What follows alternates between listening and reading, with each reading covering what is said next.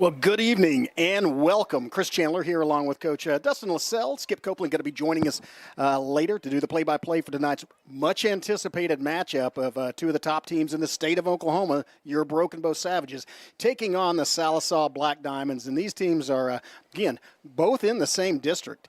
And it's an extremely – I'd argue it's the toughest district in the state, Coach. Yes, sir. Hey, it is definitely the toughest in the state where we have three ranked opponents within our district. I really think whoever finished fifth in our district would probably finish second or third in another district. But, hey, 4A4 is extremely tough from the top to the bottom, especially with Sallisaw, Ada, and Podo. Yeah, if you look, you saw those district standings, and Ada and Broken Bow tied with the plus 15 because they both won by more than 15 their first district game last week. But Ada actually ranked ahead of, actually Ada and Sallisaw ranked ahead in the, I think this is the Daily Oklahoman rankings. Broken Bow, of course, fifth, but that's going to be, that Broken Bow Sallisaw dispute is going to be settled on the field tonight. Two very, very good football teams and respected around the state. Of course, Sallisaw's only loss coming, I think it was 45-22 or something like that to Pryor, a 5A powerhouse. Yeah. So, hey, Pryor, really good football team, a powerhouse in 5A. I really think Pryor will probably make the playoffs and go have a deep run.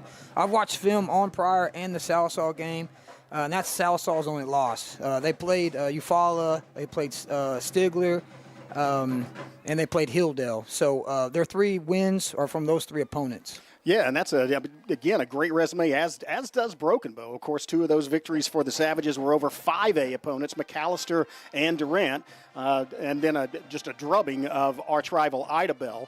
And then last week, of course, Glenpool, not a very good football team, not expected to go far, but Savages did do what they needed to do up there. And luckily, no injuries really to report from that game. Almost everybody's healthy for this one. And that Savage, both offensively and defensively, we should get rolling tonight. Sky Baker will not play tonight, though, as he hopefully will be back maybe next week, more likely in a couple of weeks. But what a leader he is as a senior.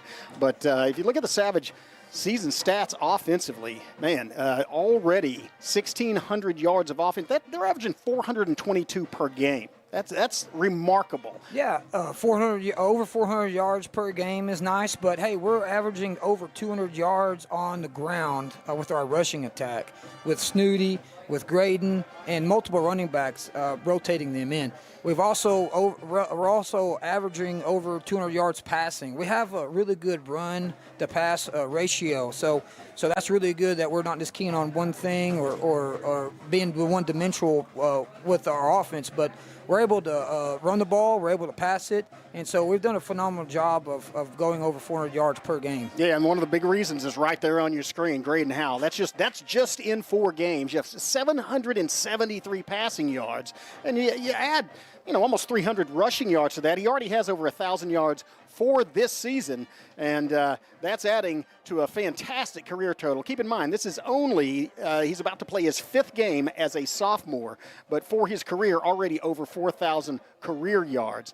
And we'll probably, again, you didn't really need Howell last week to run the ball, although he did. He had 2 45-yard touchdown runs against Glenpool. Just saw an opening. One of them actually was kind of flushed out of the pocket and then just took off and went untouched into the end zone.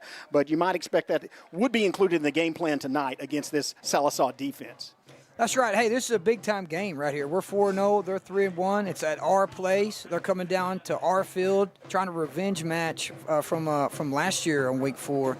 So, I feel like last year at Week 4, they didn't really know who Graydon Howell was. They kind of overlooked us, and we came up there and whipped them up there and dominated them at their field. So obviously, it's a year later.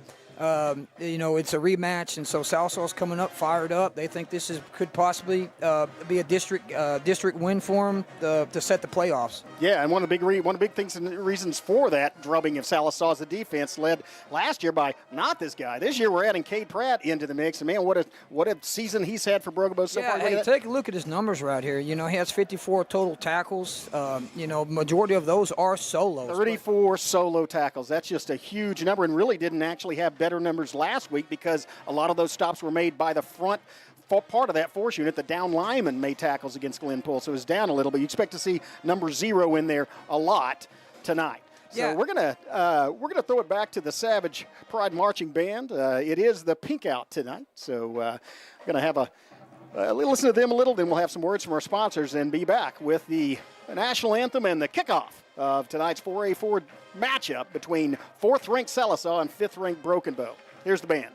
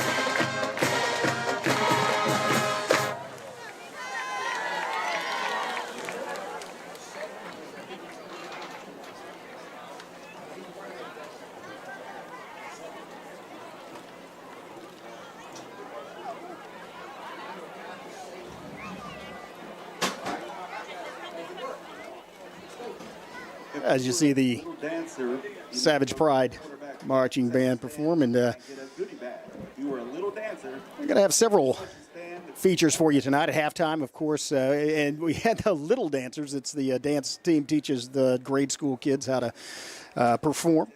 And so I don't know if they'll feature that at halftime or not. They will be featuring both the dance team and cheer squad along with the Savage Pride Marching Band at halftime. Remind you, this is a 7 o'clock kickoff. In fact, every game during the rest of the regular season is set for a 7 p.m. kickoff. So that's multiple reasons. One thing, the weather's cooler, so you don't have to worry about those heat baking people. But also, this is a widespread district, and we travel to Tulsa. We travel to Sallisaw, travels down here to go to Podo and Ada, and so you're going across the entire eastern part of the state of Oklahoma, and so that gives you time to get on the road, get the game done, and then get back maybe before 2 a.m. But scheduled for 7 o'clock tonight. And again, there is a bond issue coming up on next Tuesday. Make sure and get out if you're in the Broken Bow School District. Vote for that. Among other things, personal interest is it will renovate this field. We're keeping the rock. We're keeping all the history, but we would like to have some turf in there and some renovations to it, including here in the press box, which I believe was built by maybe the shop class when I was in high school. So anyway, that bond issue will be, if you're in the Broken Bow School District, make sure and go out and vote next Tuesday. Isn't that right, Skip? It is Tuesday, correct? It is. Tuesday, October the 14th. Polls are open 7 a.m. to 7 p.m. Everyone inside the school district has a voice. Go out and exercise that voice on the 14th. Bond issue is very important to our school district. We are that is the way we fund schools. The Broken Bow system is set up with an ad valorem, and that's the only opportunity that we had to build a new elementary school. Bennett Elementary was built in the late 1950s, and it has been open. I went to elementary school there. You went to elementary school there, so it's been around a while. And it's time for us to consolidate onto one campus and protect the kids in a better way than what we do currently. Things like outdated electrical, utilities, plumbing, noise from the highway distracting the students. I mean, it's just all kinds of reasons that Bennett has lived its life. And we need to consolidate to a new campus. I believe we're about to have the national anthem, and so we'll join the Savage Pride Marching Band for that and then be back with more of the pregame.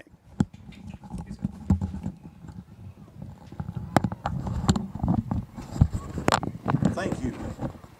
At this time, the Savage Pride Marching Band will now honor America, our veterans, and first responders with the playing of our national anthem.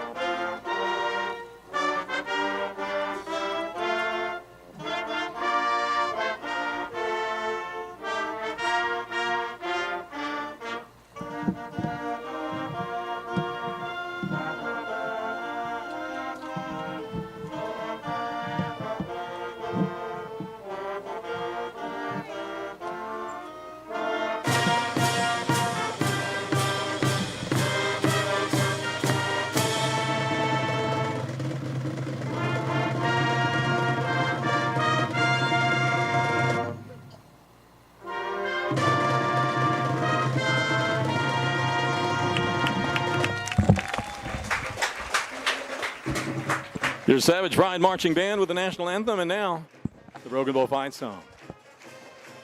Yeah, two of my favorite tunes. I hope we hear that fight song a lot tonight. We do too. Yeah, we've got gonna have a. Let's finish that thought though. We stopped for the national anthem there, but we talked about the elementary school. What we didn't talk about is renovating this historic stadium, and this stadium has been around a long time as well. It's older than Bennett is. So, and there's a lot of reasons to want to renovate this stadium, but none more so than just to protect the history and tradition of Broken Bow Savage football, I think. And so this is a very important election on October the 14th. Again, if you live in the school district, please go out. Early voting, I think, starts the weekend before, and absentee voting, I believe, has already taken place. So October the 14th, polls are open from 7 a.m. to 7 p.m. We encourage you to go out and exercise your voice.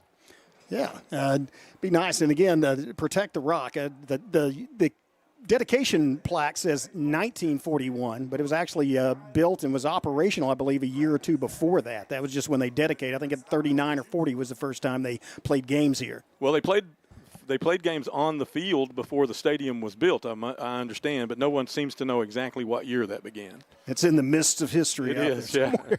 So, it is, yeah. They had an archaeological dig and found some old footballs out, and maybe they'll find some when they renovate the stadium. That'd be nice. So I was busy downstairs on the PA when you guys had the pregame, so I didn't hear exactly what you were able to talk about in the pregame, but this is a very, very big football game. It's huge. It's basically for Broken Bow tied right now with a 1 win and a plus 15 with Ada for the lead in 4A4, but Sallisaw just won by 13 points, so they're not quite there at that point where they didn't get the full 15, but it doesn't matter as far as the head-to-head. Broken Bow needs to defeat them to possibly retain sole possession, maybe. It depends on what happens with Ada tonight, but again, we're talking about 3 of the top 5 teams in Class 4A are in this district, and 2 of them are playing tonight on this field in front of us. One of the things about that we did. Go ahead.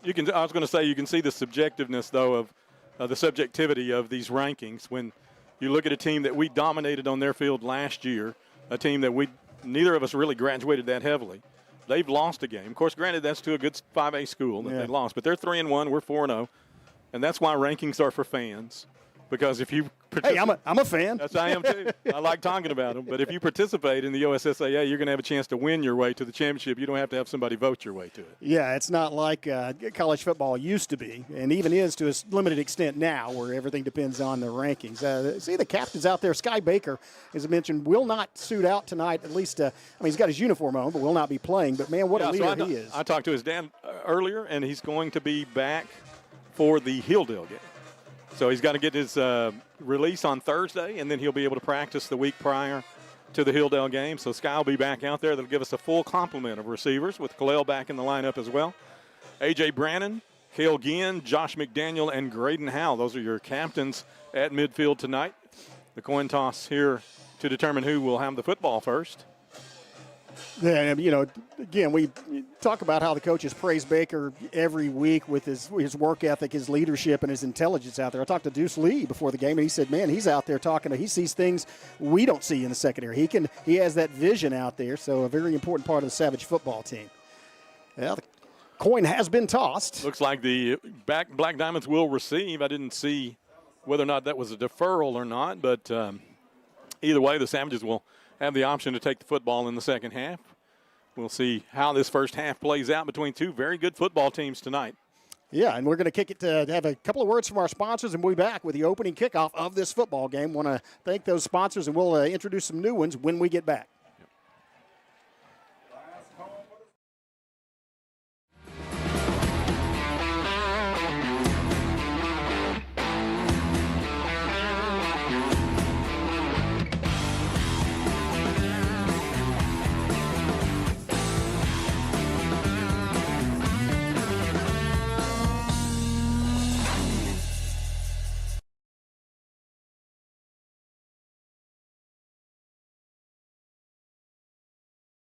Nobody hands any jobs out in the NFL. You have to earn it. There was a small opportunity to make it. I just held to, I've got this one opportunity to try for this dream. And in my mind, it was nothing to lose and everything to gain. I was probably about a month and a half, 2 months away from totally hanging it up, and went to the last camp and had some looks and had an opportunity to come work out in Kansas City. And The rest was history. See and share our stories at togetherwe'remore.com. And welcome back. Spirit line in place. The Savages are hyped and ready. Black Diamonds across the way.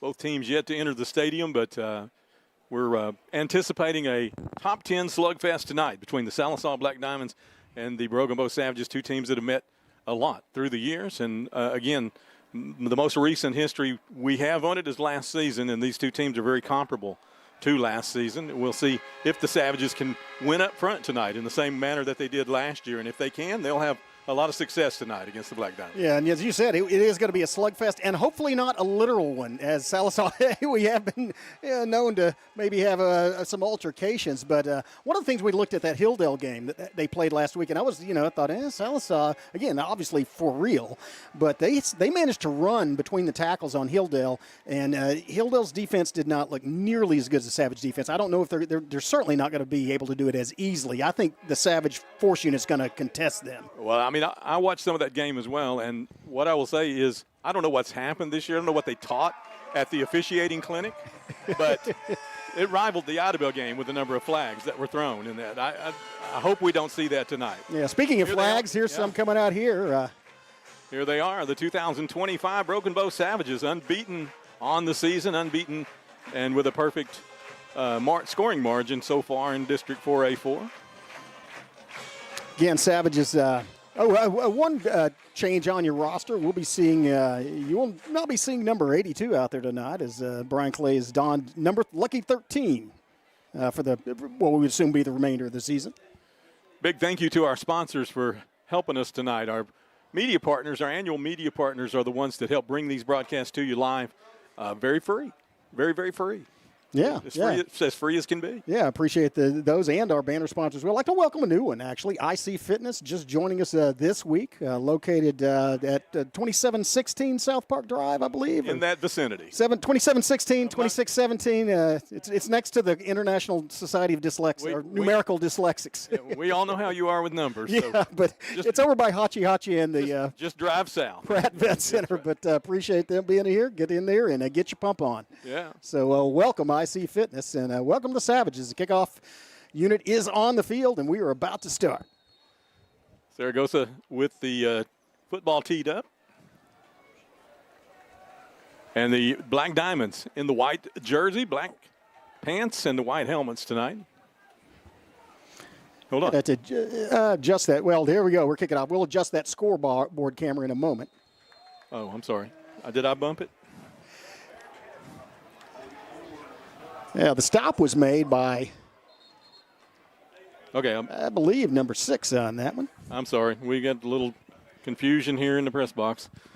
So the Black Diamonds made a fair catch on the football, it looks like, and they will take over this opening possession. Looks like he's at the 27-yard line. 27-yard line, 1st and 10 for the first possession here for the Black Diamonds. They will, there you go. Thank you. Yeah, and like I said, they ran a lot against Hilldale. Let's see if they try to test the Savage force unit right off the bat. Case Adams, the quarterback, gets a hard count, and the Savages move, but not across the line of scrimmage here, so everything's still in order. Savages with 4 up front. Handoff in the backfield, slips through the first line, and then is brought down by the linebacker. A gain of about 3 yards up to near the 30-yard line. Leave about a 2nd and 7 here as the Savages front unit tonight. Tyjon Murphy and Jackson Porter in the middle. Bentley Brown and Cale Ginn on the ends. Cade Pratt is the middle linebacker. Bladen Meddock is on the right side. And the left backer is Braden Williams. That's your force unit up front tonight. We'll set that defensive backfield after this play. Case Adams, the quarterback for the Black Diamonds. He'll have 3 in formation. Twins to the right side of scrimmage. Back in the backfield. 2nd and 7. Fake handoff. Keeper on the read options has some room. 35, 38, 42-yard line, and then corralled by B.B. Heath And Chris, that was a really well executed play by the Black Diamond. Yeah, it was a good move by the quarterback as Killian had forced the guy trying to block him inside and was trying to push him back toward where he thought the hole was, but then the quarterback bounced out, got outside of him, managed to turn it up and get past the sticks for a first down. And I don't know if you'll see that. They do like their quarterback to run, so they may try that again. Case Adams, the quarterback for the Black Diamonds. Here's a read option again. Keeper straight up the middle, has some room to run. Jackson Porter will grab him by the ankles and bring him down. Bladen Muddock finishes him off at midfield, but another gain, 5 yards on first down, leaving a 2nd and 5 situation. So the first down of the game belongs to the Black Diamonds, and then 5 yards on the subsequent first down. They are moving the football to midfield. And again, you will see fakes. It's almost a lot of misdirection there, and they do like the quarterback to keep that football. So that's something the Savages may key on coming on for the rest of the series. Savage DBs are Isaiah Fields and Javion Heath at the corners, and that's Dejon Hall and Cole Patrick, the safeties. Here's a handoff. Straight ahead, Bladen Meddock has him, but again, another gain. Crossed the line to gain at the 45-yard line in Savage territory. Stop the clocks, move the chains. The Black Diamonds have the second first down of this first possession. And Meddock broke down, was there in the hole or right trying to keep him inside, but instead of going toward the ball carrier, make the tackle, waited for him to come to Meddock, and as a result, he was able to fall forward and get that extra yardage.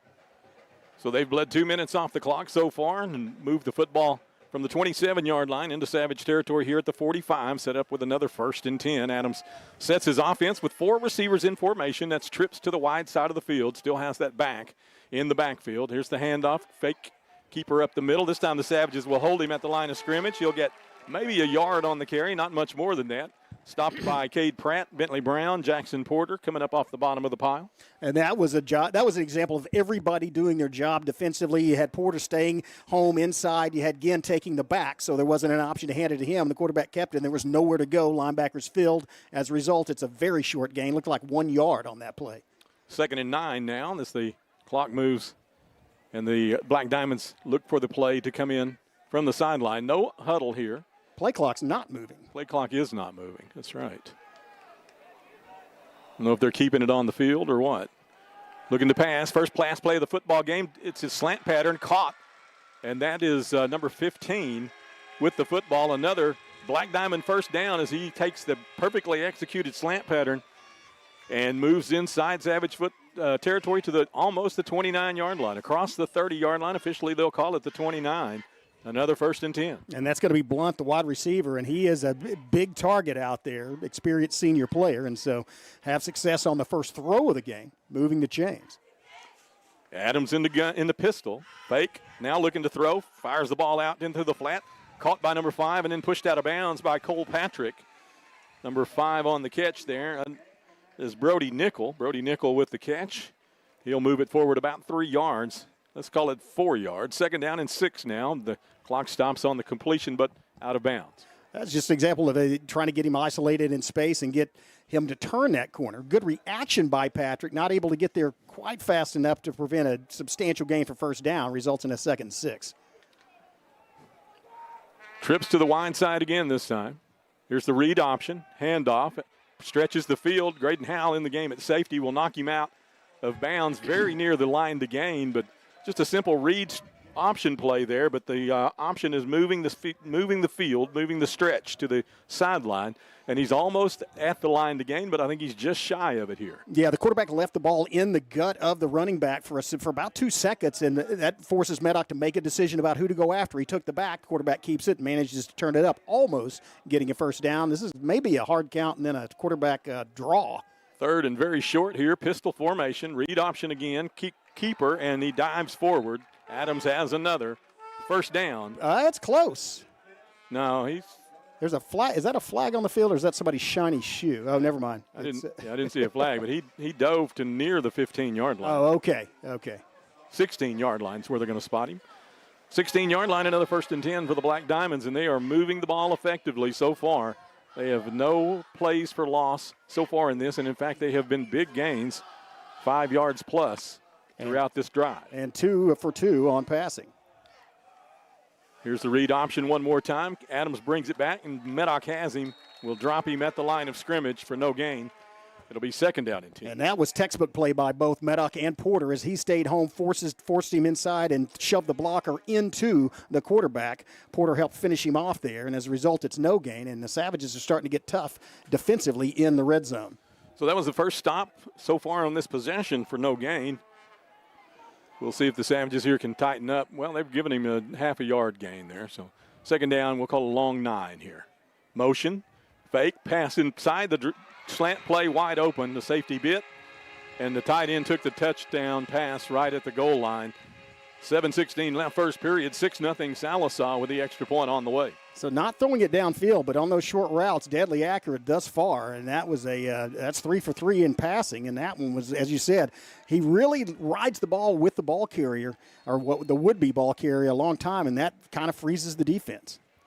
So clearly the Black Diamond coaching staff saw something that they could expose in this Savage interior defense, and it worked on the first possession of the football game as they move it, 73 yards for the touchdown. Extra point attempt on the way here, and we've got a whistle that stops play, a flag in the end zone. Is it going to be delay of game? I don't know. The play clock is not working, so I don't know if they're keeping it on the field or what's happening, but I'm certain that the officials have noticed that the play clock's not working. So maybe they didn't have enough people on the line of scrimmage. It looked like there was a little bit of a bow there in that line. Well, it did look like he signaled a legal procedure, but okay. I didn't think when he did it, I didn't know what he was doing exactly, but hopefully he did. Yeah, but that was the call. It was against Black Diamond, so it looks like the extra point attempt will be just about 5 yards longer here. Here's the kick attempt. Looks good to me. The referee agrees, and it's 7-0 Black Diamond. 7:16 left first period. Broken Bow and Sallisaw in a big district matchup here from Memorial Stadium. We'll be back right after this. At McCurtain County National Bank, we are continually seeking ways to meet the changing needs of our customers. We offer a full range of services such as free checking, online and mobile banking, as well as great rates on cabin and construction loans. We're providing results through better service while giving you a greater value for your dollar. Visit us on the web at mcnbonline.com. McCurtain County National Bank in Idabel, Broken Bow, Hochatown, and Valiant. And welcome back to Memorial Stadium as Caden Blunt connects with quarterback Case Adams on a touchdown pass to take the Black Diamonds, give the Black Diamonds the first score of this football game, and they take a 7-0 lead here midway through this first period. Savages with 7:16 left here in the first period will get their first possession of the football game. Neal back deep for the Savages, but the kick will not go deep. Be fielded on a fair catch by Clay. Yeah, is that Clay though? Yeah, 13. That looks like Staggs to me, but it does. Yeah. Huh. He doesn't look tall enough to be Clay, but that's what I was told. So. Yeah, no, I heard the same thing, but it doesn't look like him. Well, anyway. Yeah, here we go with the Savage offense on the field. Josh McDaniel starts the game at center. We've got, that looks like Hunter Shomo at the left guard, Sonny Freeman at the right guard, Lucas Curry at the right tackle, and the left tackle is Aiden Hammonds. Savages need to respond now after that opening drive resulted in a touchdown by Sallisaw. Let's see what we can do. Had those backwards, those tackles are reversed, but anyway. Here's a handoff to Neal, dodges one tackler. Here comes a flag in from the backfield, and Neal's going to be stopped in the backfield for a loss of about a yard. Flag came in the backfield near where the handoff, the exchange was, and it's holding against Broken Bow. Yeah, and just a note, the play clock will be on the field and it will be off for the entire game. I mean, it will be at 40. They're not going to run it, and so they are keeping the time on the field, Skip. Looks like they're going to take the penalty. It's a spot foul, so.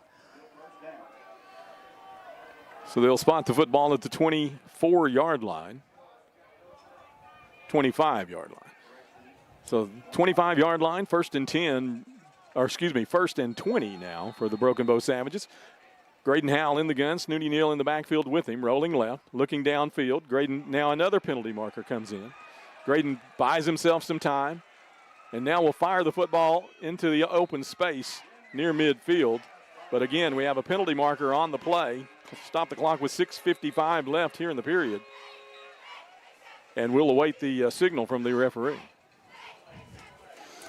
I can't remember the number, but there were something like 41 penalties called during the Hilldale Sallisaw game. Is that correct? I don't know the number, but it was an enormous amount. But the Broken-Bow-Attleboro game was not far off. Here's the indication. Holding, hands to the face against the Black Diamonds. That's going to be automatic first down, isn't it? Hands to the face. It's a 5-yard penalty. Oh, okay. Replay first down. 6:55 left first period. Clock on the move now. We'll replay first down, as Chris said. 1st and 15. As the Savages will set 4 receivers in formation. This is flag to the short side of the field. Trip set. Graydon looking that way. Now he'll fire it back in. Screen pass, and Neal can't handle it. It falls harmlessly incomplete. He had some room, and he had blockers in front of him, but he just couldn't handle the football. Yeah, everything was well executed except for the catch. And that was the right play to call, because it looks like they were trying to bum rush and get people in the backfield and not watching Snooty coming out of the backfield. Savages need some success here, and just to build a little confidence, as their opponent went down the field on them and scored the first touchdown. Here's the Graydon Howell. That looked like he crossed the football. He did. He crossed the line of scrimmage. This isn't the NFL. I mean, you don't have to get back from the neutral zone. Graydon dropping straight back, now steps up into the pocket, now has to elude the rush. Looking downfield, scrambling, and now will turn his back to the field. Still on the move. Fires the football out. It's caught at near the 35-yard line. I think that's A.J. Brannon on the catch. No, that's Pratt. Cade Pratt coming back for the football. It'll leave the Savages in 3rd and long, however, as he only got back to the original line of scrimmage. In fact, he's just short of the original line of scrimmage. It'll be 3rd and a long 10 yards here. What a job of escaping what look like sure to be sacks by Graydon Howell, and then finding an open receiver, getting the ball to him. But Savages still looking at a third down from outside the chains, another passing situation. Yeah, this is a big opportunity here for the Savages to build some momentum. If they can convert this 3rd and 11, it could definitely turn the tide for them in this football game. Graydon rolling to his right, looking downfield, has a receiver making a flash. That's Dejon Hall. The ball overthrown and incomplete. Dejon went up for it but couldn't quite reach it. It'll fall incomplete. The Savages with 4th and 11 will send the punting unit on the field. And so this is a danger zone for Broken Bow, and momentum-wise, as you said, the defense, which has played excellent football, first 4 games of the season, gave up a touchdown opening drive, and now their offense unable to move the chains. And so they need to get down and get a stop. A.J. Brannon, rugby-style kick, pretty good floating kick, will be fielded at the 30-yard line. Quick move to the 35 and brought down by the shirt tail. At the 36-yard line, the Black Diamonds will take over. Better field position than they did on their first possession. 5:39 left first period, 7-0 Black Diamonds, and they have their second possession of the football game after a 3-and-out. Technically. Technically. It's about 7 plays, but it was a 3-and-out. Two with penalties, but Savages. That was a good job of coverage, though. As you said, he was pulled down by the shirt tail, got about a 6-7 yard return, but this is better field position than they started last time. Savage defense really needs to step up here. You can expect them to come out running, though. That was something they did with success on that last series. Jackson Harris in the backfield. Behind his quarterback, motion, left to right. Here's a handoff to Harris. He's hitting the backfield and dropped for a 3-yard loss. Big play as penetration that time in the interior line as the Savages brought the blitz and were able to beat the play. Was that Bentley Brown? That was Bentley Brown colliding with the back about 2-3 yards deep in the backfield. That's the way to start off this series. Porter, Murphy, Brown, and Ginn up front again for the Savages. Meddock, Williams, and Pratt the backers. That's Heath and Fields in the corners. Colpatrick and looks like Graydon Howell. No, that's Dejon Hall. Oh, that's going to draw. Well, Colpatrick a little lucky on that, and he did try to slow up, but he hit the ball went through the receiver's hands, and he hit him in the back after, but not close enough to get a illegal hit on that. 5:04 left. Clock stops on the incompletion. Football to 35-yard line. It's now 3rd down and 13. A big opportunity here for the Savages to make a stop, get the football back in decent field position. I might expect them to get their quarterback out with an option to run again. Remember, they like for him to run the football, so let's see what they do. Empty backfield, 4 in formation to the right side of scrimmage, and 1 receiver split wide left, looking strong to that side. Slant pattern again, press there. Wow. He'll put the stop on him. A gain of about 2 yards about 5 yards on the catch, but it only brings him inside the chains by a couple. So it'll be 4th down and 8, and the Savages will get a chance to get the football back here. Good stop defensively by Broken Bow in that possession. Yeah, that was a collision between a hill, Kenyon Hill, and a mountain in K. Pratt, as Pratt, immediately after Hill caught the ball, just leveled him. A great play by the junior linebacker. Case Adams doing a good job tonight to passing the football very efficiently, but unable to get the yardage necessary this time. Here's an interesting-looking punt formation with trips to the wide side here. A good kick, booming kick. Howell will catch the football, backpedaling at the 25-yard line. Not much room. He squirts through to about the 28, and that's where the offense will set things up. 4:14 left here in the first period. Let's take a quick break. We'll be back with the Savage offense right after this. Life insurance that meets your needs now for when they need it most. With help from your State Farm agent. Call Jennifer Broaddus, State Farm agent in Broken Bow today. Like a good neighbor, State Farm is there. Get a quote today. And welcome back to Memorial Stadium. Broken Bow's offense back on the field. Graydon Howell, the quarterback. Snooty Neal in the backfield in the pistol set with him here. 3 receivers in formation. Here's the handoff. Neal cuts it back, across the 30, 35-yard line. Spin at the 40, and down he goes at the 40-yard line. A big gain on first down. Carry it to the 40-yard line. Stop the clock with 4:08 left. Move the chains. Broken Bow with their first and 10 of the football game. And the momentum is now shifted to the Savages. Great carry by Neal. Good contact and good yardage after it. Howell in the gun this time. Neal on his right hip. They'll look to the sideline to get the play. Both of these teams going no huddle tonight. Dejon Hall, Khalil Flagg split wide to the right side of scrimmage near the Broken Bow boundary. They'll flip Neal to the left side of his quarterback. And now the H-back Williams to the right side of the offense. Hand off to Neal, follows the block. Straight ahead, 2 yards, spin move, breaks out of a tackle to the 45, still running hard to the 48-yard line. Snooty Neal after contact, getting big yardage on first down for the Savages. He's going to move us into a 2nd and 2 situation. That was a Zonka-esque run.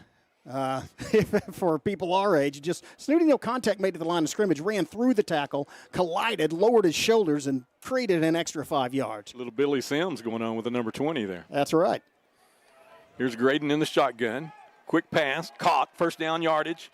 3 defenders on him immediately, but still fighting near the 45-yard line into Black Diamond territory. That's A.J. Brannon on the catch and a quick first down. Stop the clock with 3:03 left first period. 1st and 10, Broken Bow in Black Diamond territory.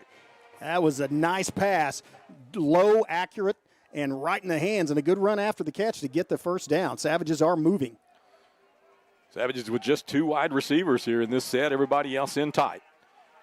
They're looking, your flag comes in. This pre-snap foul will stop play, and the Savages will have a procedure call. Back it up 5 yards on the false start, and it'll be 1st and 15. Moving just a little too quickly there. Yeah, that's something also. Don't let it be a momentum killer, but get in the huddle and get back up the line of scrimmage, retain that rhythm that you're in offensively, as they have had 3 plays for positive gain so far. Well, I'll say this Sallisaw roster is for a 25-year-old play-by-play man, not or an Eagle. Yeah, not one my age, because I can't see them. I can't see it. Here's Graydon Howell in the shotgun. Looking outside, quick pass. Hall has it. Near the line. That's Flagg. Caught the football. Khalil Flagg caught the football near the line of scrimmage, but I believe he's brought down on a short loss here. Oh, well, that's a game. No, we were back 5 because of the penalty. So we got back near the original line of scrimmage. 2nd down, a long 10 yards here. Yeah, and that was a nice job of protecting the ball by Flagg. Pulled it into his body, didn't try to run until he had it secure, and then as a result, we're back almost inside the chains. Yeah, maybe have an opportunity to get a 3rd and more manageable here after this play. Graydon in the pistol. Hand off to Neal, stretching the field left side. He's got some room, bumps into his own player, and he'll get inside the chains, a yard, maybe 2. Not much more than that as the clock moves down, 1:50 left here in the first period, and the Savages facing another third down and long situation, third and about 9. At the 44-yard line, Skip. So, and again, it's third and long. It'd be nice to convert, but if we don't, I think we're in 4-down territory here. I suspect you're right. It's one of those kind of situations where the kick doesn't help you that much, so you might as well trust your defense if you need to. Howell in the shotgun formation with Neal in the backfield. 3 receivers to the wide side on 3rd and 9. Fake handoff. Big rush coming. Howell looking for some room. Now he'll dodge the first defender. If he gets a block, he got a big block from Curry. Now he spins, and he's going to go down in the backfield. A big loss on the play. As the Black Diamonds corral him back at the 45-yard line, that gets a rousing ovation from the Black Diamond crowd. And I think we are going to be in punting situation now because we're back in our end of the field. Well, we had a situation where once he scrambled, he needed to go ahead and run because we were going to have ineligible receivers downfield anyway. But we are now in a punting situation as A.J. Brandon comes back on, and all the momentum we had quickly lost here as the kick gets away and bounces at the 27-yard line and goes out of bounds. Takes a Black Diamond bounce up near the 29.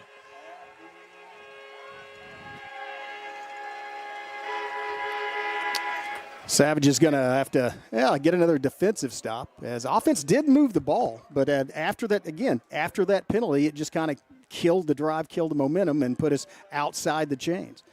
That's a generous spot they got there at the 30-yard line. No kidding. Case Adams, a quarterback, with Jackson Harris in the backfield alongside. They have double tied here with an H-back inside. Handoff, big play. Quarterback keeper tries to run straight forward. And the Savages put the hammer down, but he's going to get a yard, maybe a yard and a half here.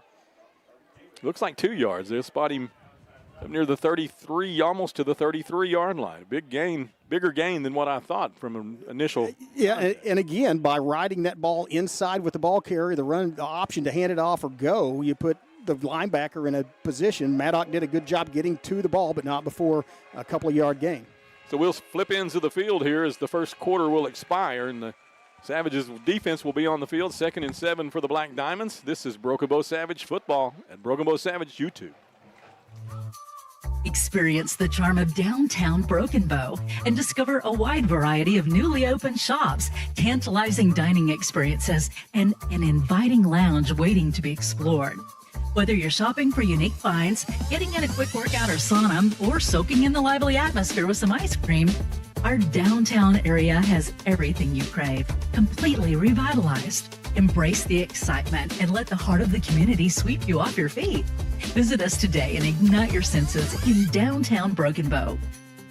Being from a family of faith, I think that gave me the encouragement to chase those dreams. It's not just football, right? It's so much bigger than that. Just trying to lead by example and be a good steward of what God has given me. See and share our stories at togetherwe'remore.com. And welcome back to Memorial Stadium. The Savages trailing 7-0 after one period of play to number 4 ranked Sallisaw, Class 4A's 4th ranked team.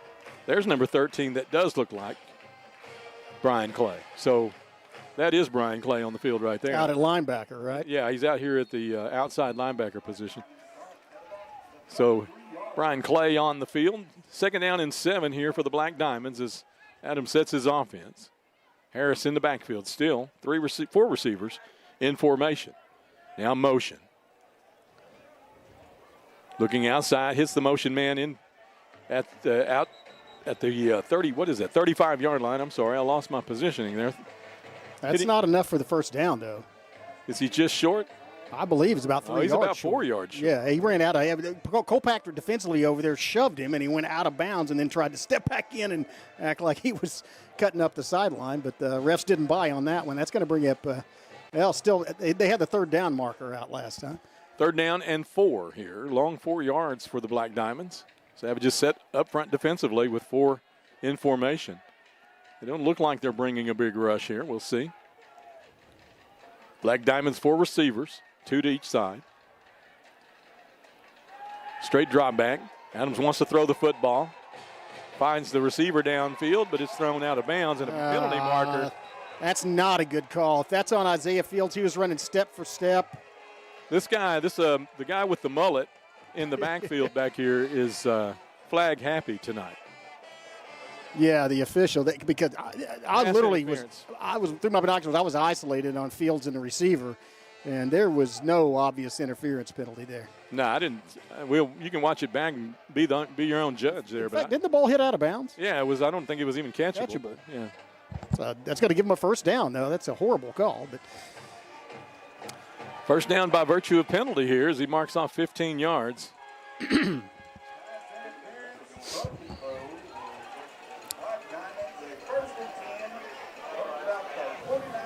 So that's actually in Savage territory.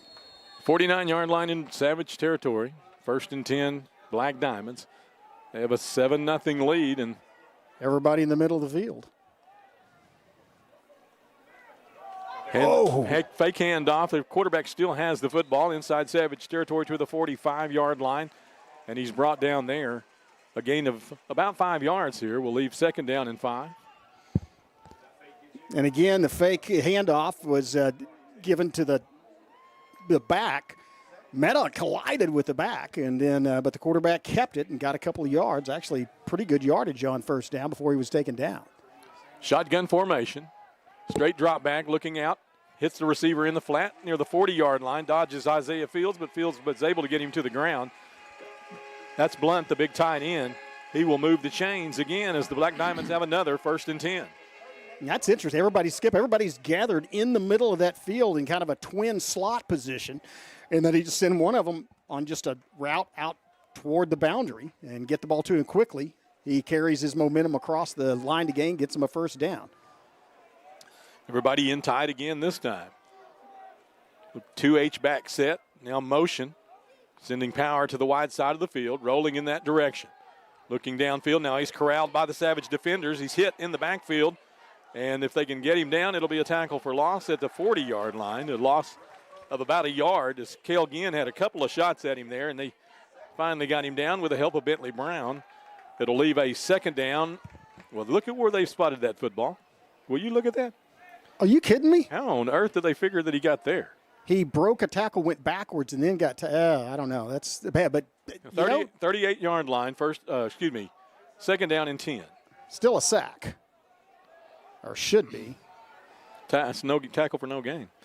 Handoff in the backfield, open field, 30, 25, still on the run to the 15, to the 5, and Harris has the second touchdown of the football game for the Black Diamonds on a 38-yard touchdown run. Poor tackling, poor execution by the Savage defenders, and the Black Diamonds are in the end zone. Yeah, that's an example of not staying with your assignment. As they were watching the quarterback, after he handed the ball off, he threw his arm in a fake passing motion, but it did get a couple of Savages to bite on, and that was enough to get Harris loose. And Savages on the ropes now, going to have to respond as they now trail on their own field, 13-0. Eerily familiar to last year's game, but the team's on the opposite. The visiting team, once again, the team coming out with momentum. But this time we're not the visiting team. The extra point attempt is good. The Savages find themselves in a 2-touchdown deficit with 10:04 left here in the first half. 14 for the Black Diamonds, 0 for the Savages. Let's take a quick commercial break. We'll be back with more action right after this.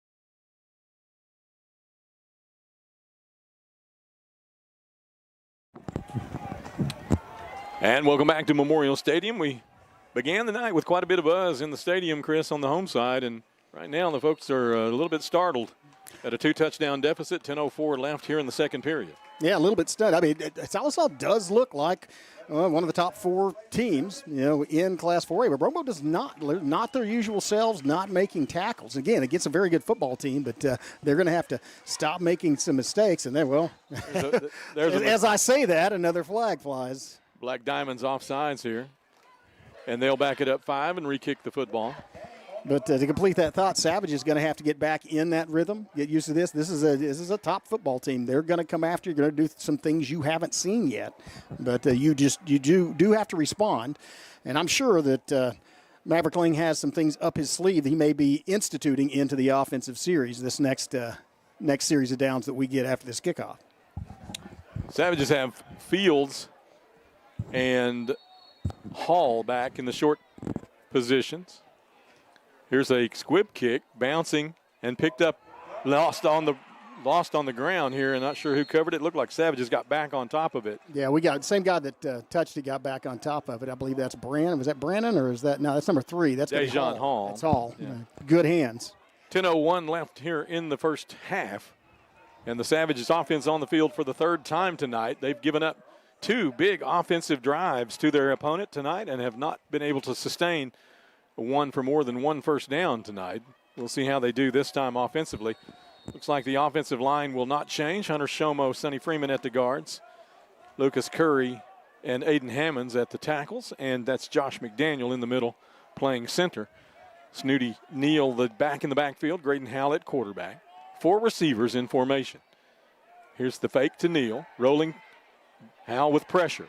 Big pressure on him tonight every time he's dropped back to throw the football. He connects with A.J. Brannon at the 40-yard line as Graydon Howell had to get scramble around, Chris, and change directions again. So the Savages' protection tonight is breaking down at the line of scrimmage. We were fortunate at that time that we got a big connection on a pass play for a first down. Yeah, but Graydon Howell bought his own time. But look how fast we get back to the ball. We're going up tempo here to see if that gets them off balance. Pistol formation, offsides here as the nose guard for the Black Diamonds, or that middle technique, whatever position he was in there. He jumps offsides. So it'll give us 5 the easy way. It'll be 1st and 5, and the Savage offense quickly back up on the football. They've got Cade Pratt in one of the slots here. Dejan Hall and A.J. Brannon also wide near the home boundary. Khalil Flagg wide to the right side of the field. Howell in the pistol. Neal behind him. Read option, and the ball's loose on the ground. Who got it back? Al got it back, but just barely. A smart move by the quarterback as he just jumped on the ball, pulled it in, and did not try to pick it up. So, but this is the kind of thing, though, right now that the Savages, you just see we're out of sync. That was a read option. Neal thought he was keeping the football. Hal tried to pull it out last minute, and the ball went straight up in the air. Yeah, miscommunication, and is going to set the Savages. Luckily, he doesn't turn the ball over, but gives them 2nd and 10. 9:20 left here in the first half. Clock on the move. Tight formation this time with 3 receivers. Handoff in the backfield. Neal is met, and again, breaking down at the line of scrimmage. The Savages tonight getting beat up front in a very obvious way. Big loss on 2nd down. It'll put the Savages outside the chains again. 3rd down and 15. Yeah, and now at the 45-yard line of the Black Diamonds, again, probably in 4-down territory, but last time in this situation, we lost 10. So, you don't want to get sacked. You want to get downfield, but you've got to, if you're going to throw the ball, you've got to buy some time for Graydon Howell so he doesn't have to buy it himself and he can look downfield. Howell stands on the midfield stride. Takes the snap, drops back 3 steps, looking downfield now, a step up into the pocket, fires the ball across the middle of the field. It's tipped away by the safety of the Black Diamonds, incomplete. That's going to bring up 4th and 14 as the clock will stop with 8:34 left here before halftime. And again, Howell under pressure in the backfield had to step up and running toward the line of scrimmage, had to throw while he was running directly at the receiver. That was a good defensive play by Sallisaw to break it up, though. Otherwise, the ball was right on target. Coach Lang will decide here to punt the football away. A.J. Brannon rolling right, rugby style, will get a good, high, long kick. That's going into the end zone. So it's going to come back to the 20-yard line, a net of 25 yards. And the Black Diamonds will take over. This is going to be the worst starting field position for Sallisaw. This is where you really want to see the Savage defense step up, either create a turnover or create a 3-and-out where you can get the ball back with good field position and enough time to go put points on the board before the half. 8:32 left in this second quarter. Savages will make a switch up front with Tyjon Murphy out of the game. Jimmy Brown is in the game at left defensive tackle. Jackson Porter still on the right side. That's Bentley Brown at the right end and Cale Ginn at the left end. Backers are the same. Maddock, Pratt, and Williams in that order left to right. Open backfield. Motion now. Jet sweep, fake. And now the quarterback keeper tries to direct traffic, throws the football down and incomplete over the outstretched arms. Surprisingly, there's not an interference call. That was Fields in the same position he was last time, though when he got the call, just running, and that ball was also out of bounds. Yeah. overthrown in a very similar fashion to the one that they got the interference call on. Clock will stop with 8:24 left before halftime. Savages forcing the 2nd and 10 here and have the Black Diamonds back in their own territory. The good news on that is that does stop the clock, and you look at the Savages. You want to get that 3 and out. You want to get the ball back. There's plenty of time left on the clock if they don't start moving the ball and getting first downs. Football at the Black Diamond 20. 2nd and 10. Savages flip the strong side here. One back in the backfield, pistol formation. Handoff. Breaks outside, misses one tackle, and gets across the 20 to the 22-yard line. A gain of 2 on the play. It's going to leave 3rd and about 8 as the clock moves near the 8-minute mark here in the first half. Yeah, Patrick getting in there, getting under his legs. It looked like Brown and possibly Pratt in on that tackle as well, and that's the way to defend that. That was the same play they scored on last time when they did the quarterback faking the pass after he gets the handoff. Savages didn't bite for it that time, did a good job getting the stop. 3rd down and 8. Savages still with their base defense here. Fields and Heath are the cornerbacks. That looks like Hall and Patrick, the safeties. Skip, the play clock is off, but it was at 8:15. It's like 40 seconds have already ran off the game clock. So they let it run down and took the timeout. After 39 seconds, I got you. They're just taking the extent of the clock. He had the official over there with the clock beside him. 7:33 left first half, 14-0 Black Diamonds. Let's take a timeout. We'll be back in just a moment. Life insurance that meets your needs now for when they need it most. With help from your State Farm agent. Call Jennifer Broaddus, State Farm agent in Broken Bow today. Like a good neighbor, State Farm is there. Get a quote today. Well, Chris, there's 7 minutes and 33 seconds left in the first half. The Savages with the Black Diamonds in a 3rd and 8 situation, so they have just enough time here to make a stop on this possession, get the football back, and have enough time to muster some offense here late in this first half. You want to go into the locker room with any kind of momentum. But getting points would be the biggest kind of momentum. Yeah, that makes this a huge play to try to get the stop there. They are behind, not behind the change, but it's 3rd and long, 3rd and 9, and you really want your defense to get the stop to get you the ball back. If Sallisaw gets the first down, they retain all that momentum. Double tight, Twins right, rolling in that direction. Looking back now, backside screen, overthrown, incomplete, 4th and 8. May not matter as Javion Heath had the intended receiver zeroed in. Had he pulled the ball down, he might have actually caught a pass for a loss. Great defensive stand, good reaction, way to stay home. So it looks like we'll send Graydon Howell back in the punt return formation. Black Diamonds send their punter onto the field. He got a really good punt away last time. Let's see what he does this time. The Savages have a chance here to turn field position as the ball will be snapped from the 23-yard line, we'll call it. The punter is standing inside his 10. We'll kick it probably from somewhere near the 15. Howell stands at his own 45. Here's this kick. Will spiral but won't turn over. It'll bounce and take a Black Diamond roll. Still rolling inside Savage territory to the 37-yard line. And the Savages will have 7 minutes and 27 seconds to work with here in the first half. Trailing by 2 touchdowns and an offense so far that has been unable to generate very much momentum at all. We'll see if they can get something going here late in the half. Yeah, Savages have driven the ball offensively past midfield twice, but have stalled out immediately thereafter. So it'd be nice. They're 63 yards away from pay dirt. They have to have a continuous drive, maybe going up tempo. Will do it as they did last time. You just can't make any mistakes with that botched exchange on that last drive. Well, I mean, really, we're going to have to play better up front. Let's call it like we're seeing it. We are getting beat at the line of scrimmage. We need to protect on this possession.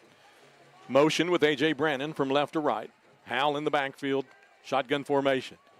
Rush coming in, this time good protection. Pump fake, all kinds of time. He goes deep for Dejon Hall, and it's well out of bounds, incomplete, as Dejon had a defensive back in his chest there. But that's going to be an incompletion. 2nd down and 10 coming up. 7:18 left with the clock stopped.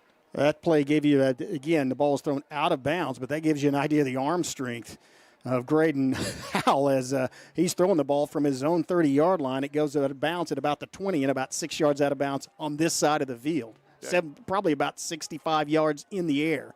credit where credit is due. I scolded the offensive line, and now I will praise them. That was good protection. He had plenty of time and had a great look downfield. It was just excellent coverage in the secondary.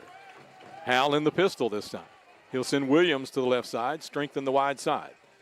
Fake to Neal. Howell, keeper, has pressure in the backfield. Now he's got some running room. 35, cuts outside to the 40, 45, midfield, 45, still on his feet to the 35, 25, and on the way to the end zone is Graydon Howell with a touchdown run of 37, what was that, 13? 67 yards, 63 yards. 63 yards. 63 yards. How does he do that?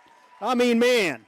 He was dead to he just made those moves again, avoided a couple of tackles, and took off up the sideline and outran everybody. What's so impressive is to watch his speed when he gets out and accelerates and he just pulls away. It's like watching Usain Bolt in some ways, where he just pulls away from these other athletes. And it doesn't. He's so fluid, it doesn't look like he's running as fast as he can. So the Savages able to cut this lead in half here with this extra point. It's up. It's through the uprights, and it's 14-7. Broken Bow with a lot of momentum now as we get good protection on that possession, and the Graydon Howell scramble as he had some pressure on him that time, found the backside, and then just accelerated through the defense for the big 63-yard touchdown run. Beautiful play. Savages on the scoreboard. Graydon Howell has now in the last two games, keep in mind this is still in the second quarter, has has 3 scoring carries for a grand total of 153 yards, averaging over 50 yards a carry on those 3 touchdown runs in this last 2 games. What a weapon. I mean, that's how explosive it is, and that's why you're never out of the game when he's your quarterback. And what a momentum shifter. So now the Savage defense has a chance here as we can, if we can get our momentum to carry over to the other side of the football, we can make a stop. We still have a lot of time. 7:04 left, first half, 14-7 now, and the Savages will kick it away. We've got some interesting games going on tonight in 4A, and we'll try to follow up with some of those scores as the night progresses, but a couple of really interesting matchups. We'll talk about those after this kickoff. Here's the kick. It's a high one. Going to be fielded in play at the 25. 30, dodges a tackler. 35, breaks outside, has a move. 50, 45, and he's going to be knocked out of bounds by the kicker. Zaragoza. As the kicker is able to knock him out of bounds. But there was some big contact on the field that time. A penalty marker comes in as you saw one of the Black Diamond helmets go flying. And we'll see who the penalty is against here, but there was a lot of contact right near midfield, and a penalty marker came in on the play. Yeah, that could it's going to have a big effect either way, because it'll put them further into Savage territory or maybe negate the return altogether. The flag's right at the 45-yard line of Sallisaw. So I said we would talk about those other games, but we've got something more interesting going on right now, so let's stick it right here for a second. We've got a long conversation between the side official here, one of the side judges, and the white hat referee, and I think we're going to get a call. Holding against the Black Diamonds, holding a face mask against Broken Bow. Dead ball, unsportsmanlike conduct against the Black Diamonds. Wow.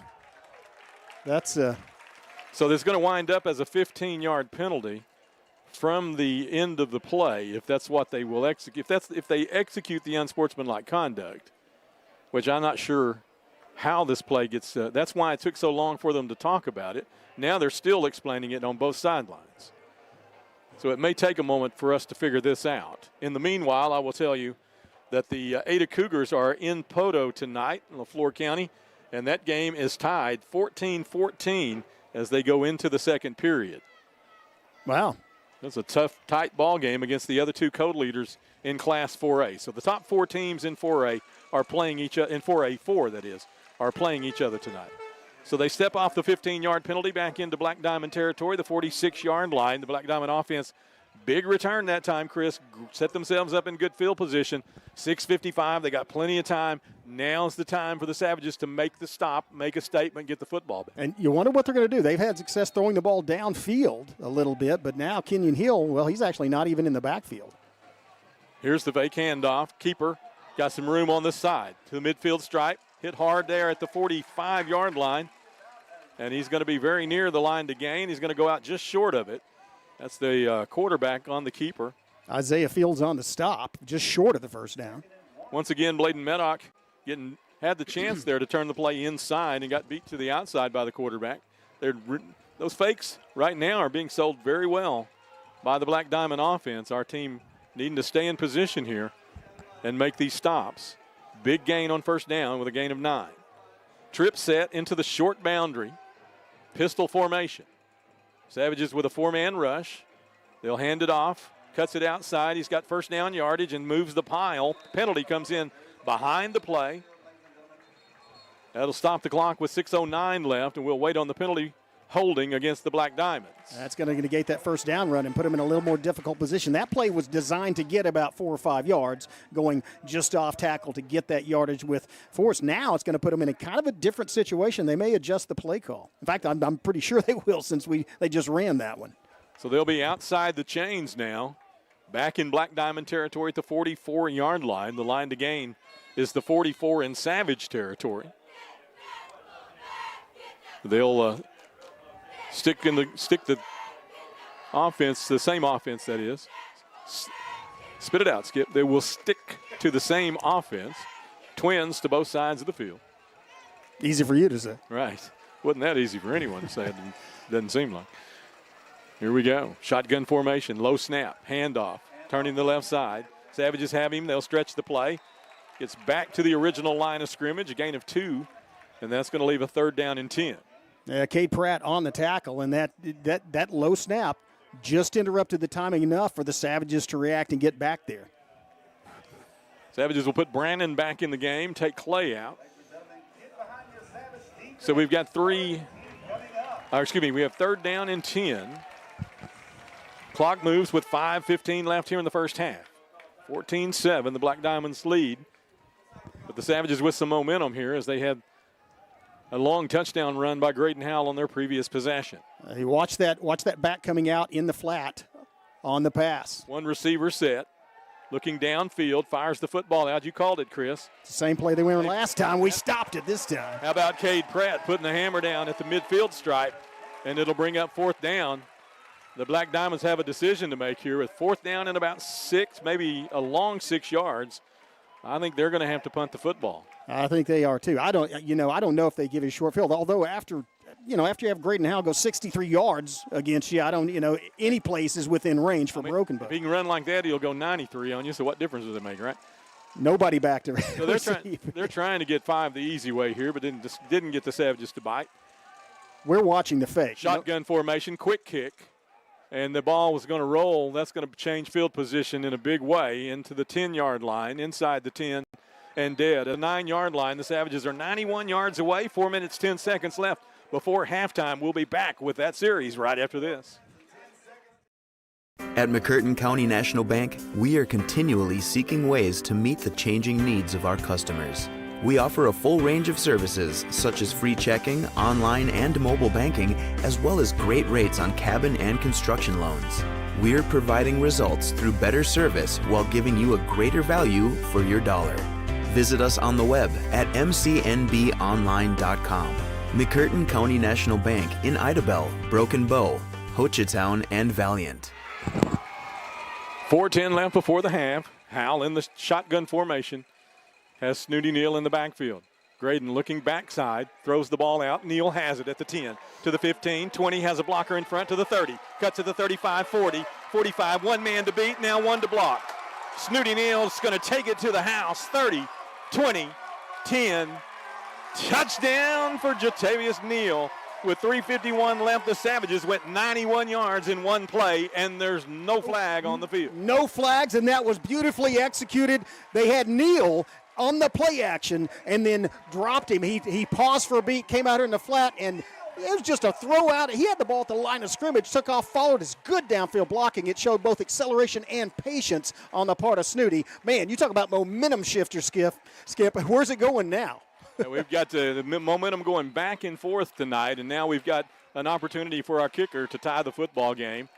And just like that, it's a brand new ball game. 14-14, 3:51 left here in the first half. It's billed to be a barn burner, and so far so good as the Savages have found their momentum And they've tied the ball game here in the first half. And by the way, that does technically, it goes in the books as a 90-yard touchdown pass for Great Howell as well, because he threw it out in the flat to him. It's a passing play. Well, it was beyond the line of scrimmage, so it's definitely a passing play, yeah. And that was a well-executed play, but really you got to credit Neal. He made two tremendous moves to avoid tacklers, and then got a couple of good blocks downfield, or at least a little bit of stocking downfield to give him some room. And let's brag on him a little, because he is such a strong running back. You might consider him a power back, but what field vision there is, he was patient, followed his blocks, and then accelerated and just outran everybody. Yeah. That was just he is a multifaceted running back, and he's just a junior. That buzz that I talked about in the stadium, well, guess what? It's back. I hear it right now as the Savage fans are excited. 3:51 left before halftime. We'll kick the football away again.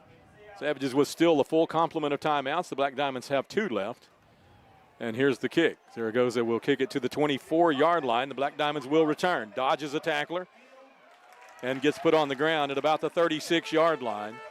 Still some scuffling going on in the backfield here, as the Black Diamonds will have the ball. 3 minutes 45 seconds to work with, all tied at 14. Hey, hand it to, again, Jeremiah Scales. We've called his name before on that kickoff team. As the return man avoided him, but then he accelerated and kind of made the tackle from behind the ball carrier on that play. Way to react and stay with it. So during our top 10 or top 5 graphic tonight, we saw those first 2 teams on the board there, the Tuttle Tigers and Elgin Owls.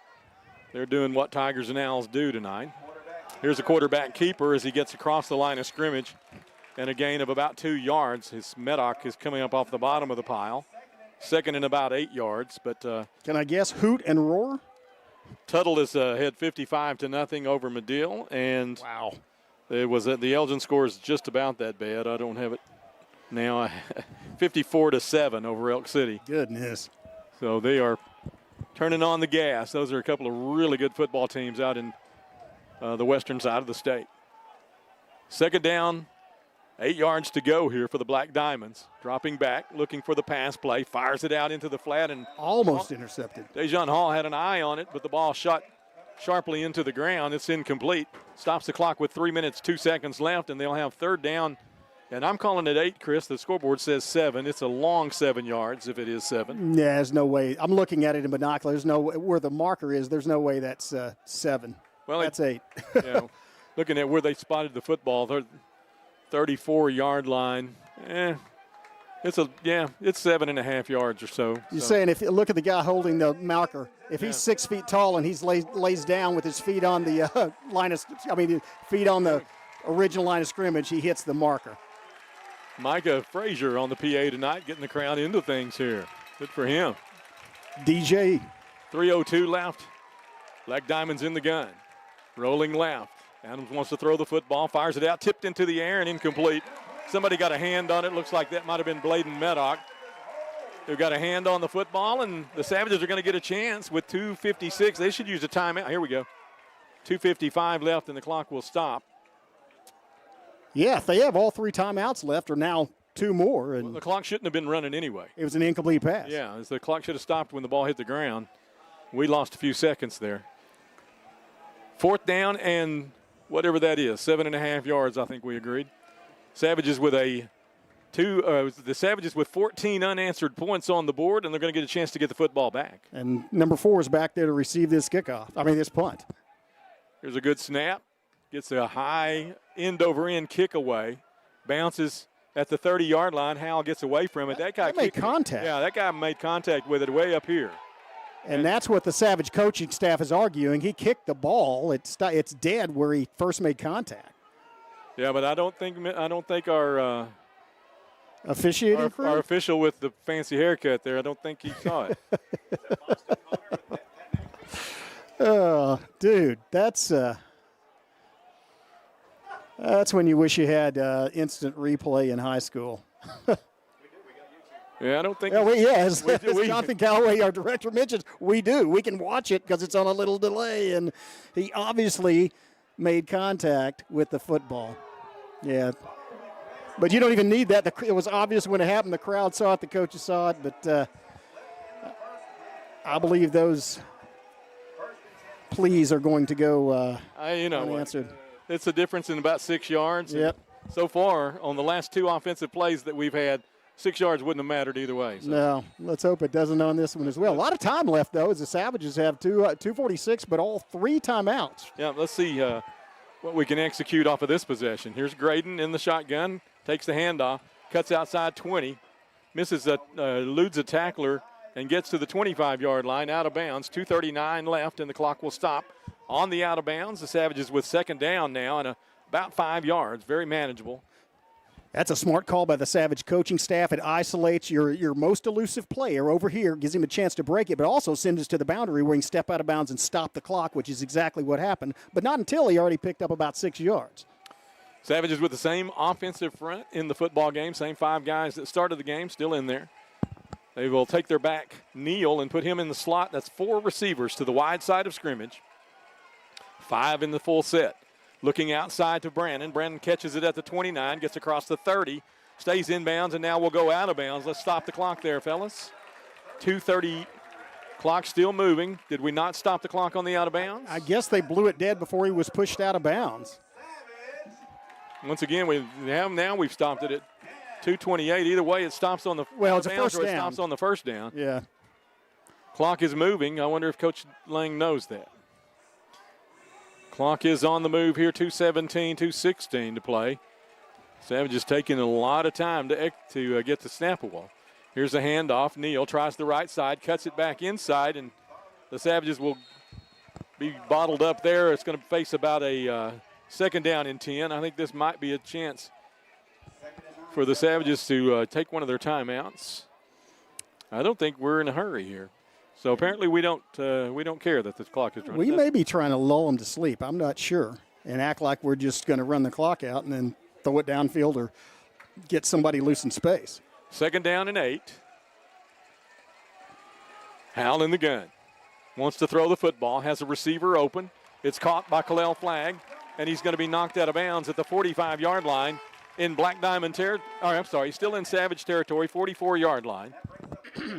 Beautiful execution, just a great route, great throw, and good job after the catch of Flagg getting up past the sticks and then going out of bounds. Clock stopped with 1.5 minutes left here in the first half. Black Diamonds on their heels a bit here. The Savages looking to try to take some more points into the locker room. Graydon Howell, straight drop back, good protection, fires the football out. It's well overthrown into the Savage sideline. I think he made contact with either a rusher or one of his own linemen just as he was releasing the ball, and it came out of his hand wrong on that one, Skip. It's going to be second down and 10. The football just inside the 45 in Savage territory. Graydon with 1:24 on the clock. But to your earlier point, Savage is doing a much better job of protecting Graydon Howell here in this late second quarter. He's had time to throw. Yes, very much so. A lot better job. 12-6, McLean leads Stillwell first half. Here's Howell. Drop back. Now wants to fire it, and it's knocked down at the line of scrimmage. Batted down, incomplete. It's going to be third down and 10. The Savages had that little bubble screen to Dejon Hall set up perfectly, but the Black Diamonds defended it with hands to the face of the quarterback. Kind of a turnaround. Savages, remember, I think it was actually Medoc that knocked it down when they tried that 2 series ago on their third and long. So the Savages now third down and 10, 1:21 left. Clock stopped on another incompletion. Braden Williams enters the football game. He and Flagg will be to the right side of scrimmage. Dejon Hall split left. Neal in the backfield with a tight end in formation as well. Neal will go to the right hip of Howell now. Graydon with the snap. Looking left. Wants to fire the football. It's caught. Hall makes a move, 40-yard line, still on his feet inside the 20 to the 15 to the 5. Dejon Hall to the house. The Savages have the lead. Dejon Hall, what a beautiful pass, and then Dejon Hall literally broke one tackle and then just stepped back, kind of did the Toreador on another would-be tackler and then accelerated up the sideline. And the Savages have the lead, 20-14, extra point on the way. Big plays tonight from the Broken Bow offense have kept them in the football game, and now clearly will take the momentum into the halftime locker room, provided we can escape this last minute and 8 seconds. 20 unanswered points. Zaragoza, the freshman kicker who's been very, very good this year. Another one looks like it knuckleballed, but it went through the uprights. 21-14, 21 unanswered points. I stand corrected. How about that? Let's just keep it here. We've run through the cycle. Man. Yep. Okay. What just a fantastic look. We had Graydon Howell going 63 yards. And we had, again, it was a pass from Howell, but it was mostly Snooty Neal going 90. And now we have actually a good downfield pass, and it's Hall doing the rest. And what was that also, a 68-yarder? What was the line of scrimmage? Where was the line of scrimmage? I didn't write it down. I think that was 68. I think we were at the 32. Or no, we were at the 36. No, we got the first down on the previous play, so we were inside the 40. So that was maybe a 58, 59-yarder. 58, over 50 for sure. Yeah. So the Savages with a big, big momentum shift in this football game, and now they find themselves in the lead 21-14. Again, we talked about these media partners. Our thanks to them for helping bring these broadcasts to you. These banner sponsors also putting in the effort with us this year to bring Broken Bow Savage football to you. We talked about the new one earlier tonight. IC Fitness. IC Fitness, but we also have Oklahoma Pools and Spas as a sponsor. And Outdoors. And Crystal Forest Event Venue. We appreciate them so much. We'll talk a little bit more about each of them at halftime, but our thanks to them for helping bring this broadcast to you. Here's a big kickoff, and it's going to go out of bounds. And the Black Diamonds will have the option here of taking the football at the 35 or having the Savages re-kick. I would say with 1:08 left, they'll probably just take the football. They look like they're lining their offense up. I say sometimes the way that they got Kenyon Hill down the sideline on that return, it was called back for a penalty. But I thought they might want to try to get a chance to get him in the open field again. But you're right. With 1:08, you got 68 seconds left. You don't want any more of that time to go off the clock. I mean, you've given up. You had a 14-0 lead. Right now, you're down. I mean, you're really taking a risk here because if you turn the football over and give it back to Broken Bow right now, you've built yourself a real hole. They're going to hand the football off. Option keeper. Quarterback's got some room to run. He may have a big play to the 50, to the 45. Heath has him. A penalty marker comes in at the end of the play, and the Savages are going to give him 15 more, I believe, at the end of that play as they got him down at the 42-yard line in Savage territory. But there's definitely a penalty. I don't know that it's definitely against Broken Bow, but it looked to be the way the flag was thrown. It is against Broken Bow. Yeah, and that's unfortunate. Face mask on the tackle. And that's unfortunate because I think, they again, the clock was running out, but still with exactly 1 minute left, basically watching them kick those extra points early in the game, I think they, were about 5-10 yards away from being in field goal position. So our old Savage friend, Mike Burris, one of my former coaches, watching with us tonight, saying hi to him. Hey, Coach Burris. He's reminding me that Elgin played last night. That's why they had 54 points already. Here's a fake to a pass, and look at this. Just like that, the Black Diamonds are back on the scoreboard and are 1 point away from tying the football game on the option pass. Huge mistake in the secondary because you need to be reading the lineman. Even though it looks like it's going to be a reverse, it's a reverse pass, but it looks like it's going to be a reverse. If the linemen aren't coming downfield to block, you got to stay home. So the Black Diamonds now with the momentum going back into the locker room. But, hey, there's 45.8 seconds left, so don't give up. We may get it back again. Somebody's got a drone over the top of the stadium. Whether they have a commercial license or not, yet to be seen. Oh, I believe he missed that. Yes, he did. He hooked it left. The Savages still have the lead, 21-20.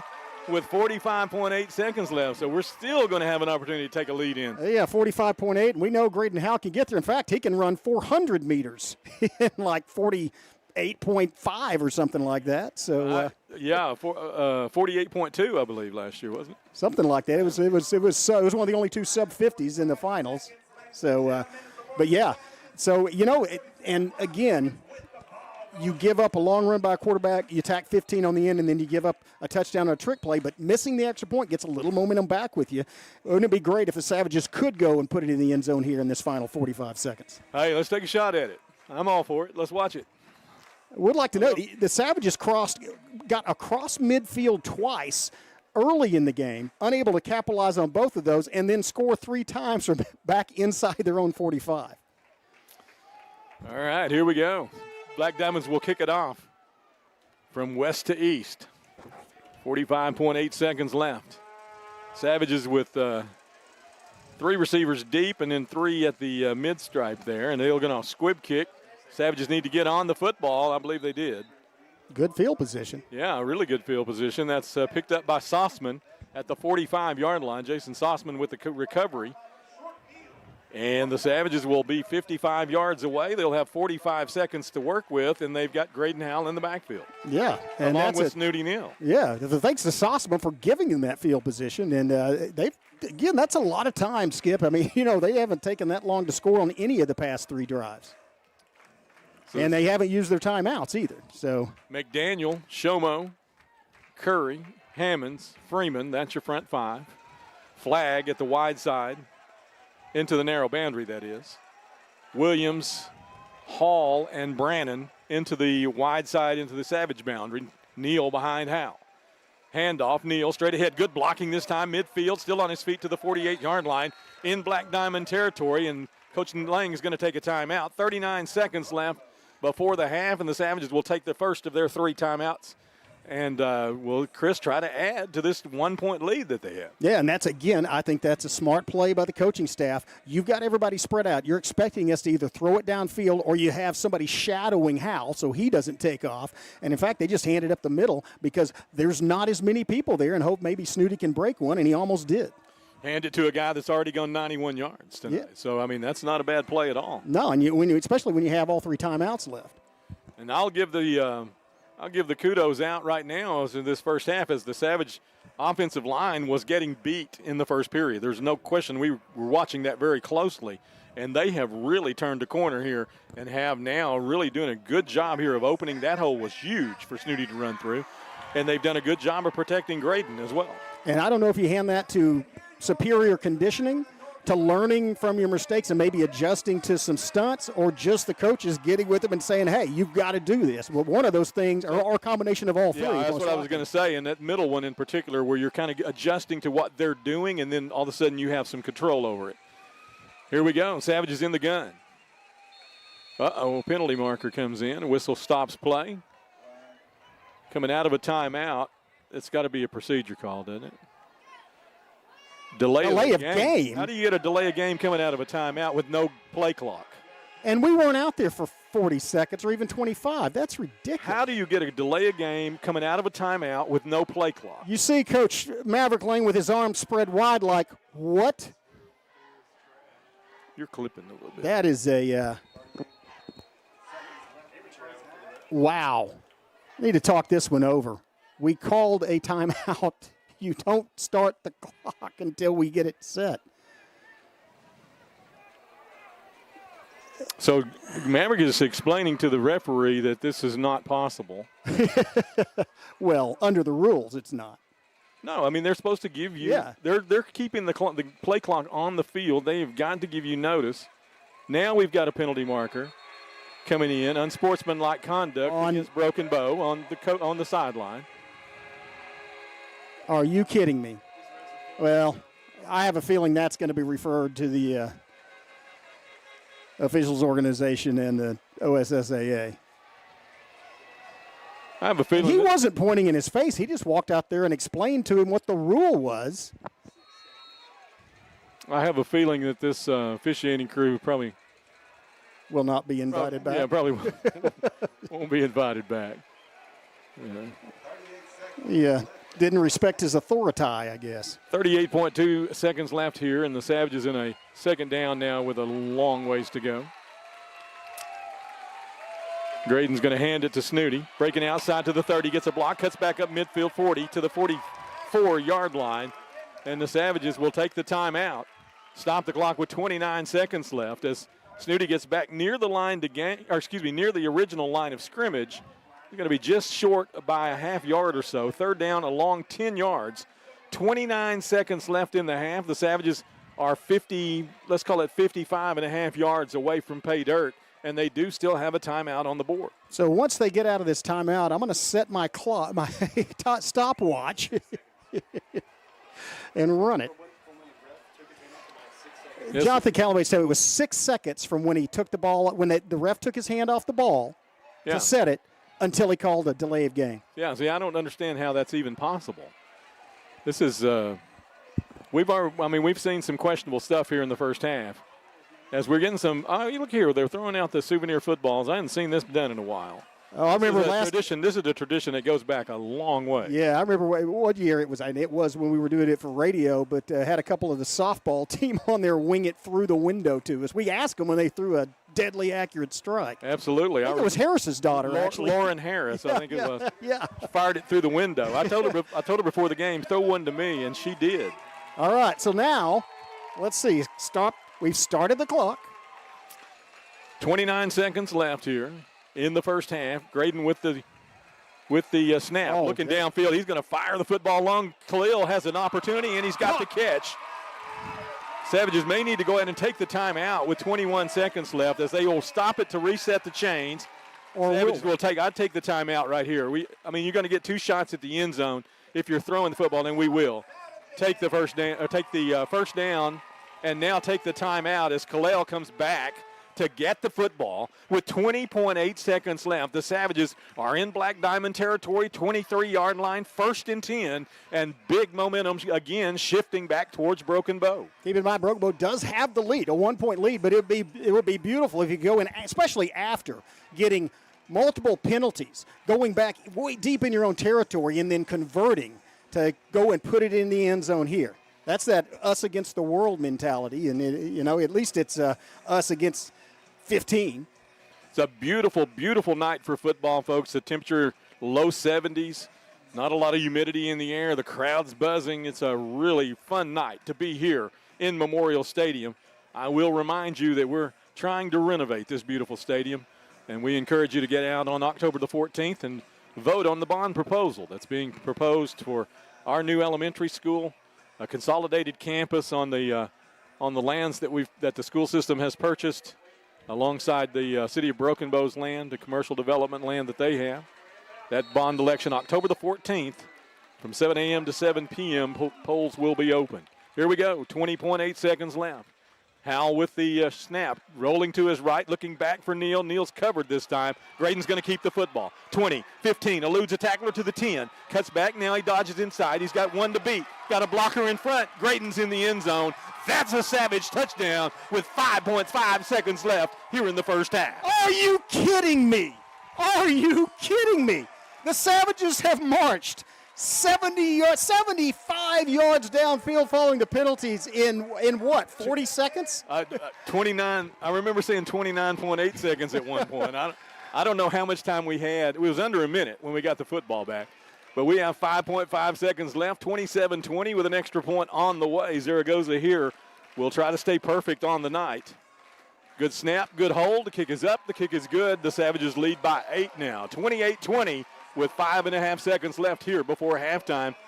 And this, Chris, is the great football game to watch. This is so much fun to call. What a showcase of talent and of just the guts of this Savage football team. Respond, never give up. And after the start, as you mentioned, we were down, and just that spark of Graydon Howell going 63 yards. Since that time, this has been all Broken Bow. Now, they did march down with the help of a penalty and get a touchdown, but momentum-wise, it has been the Savages that have held it.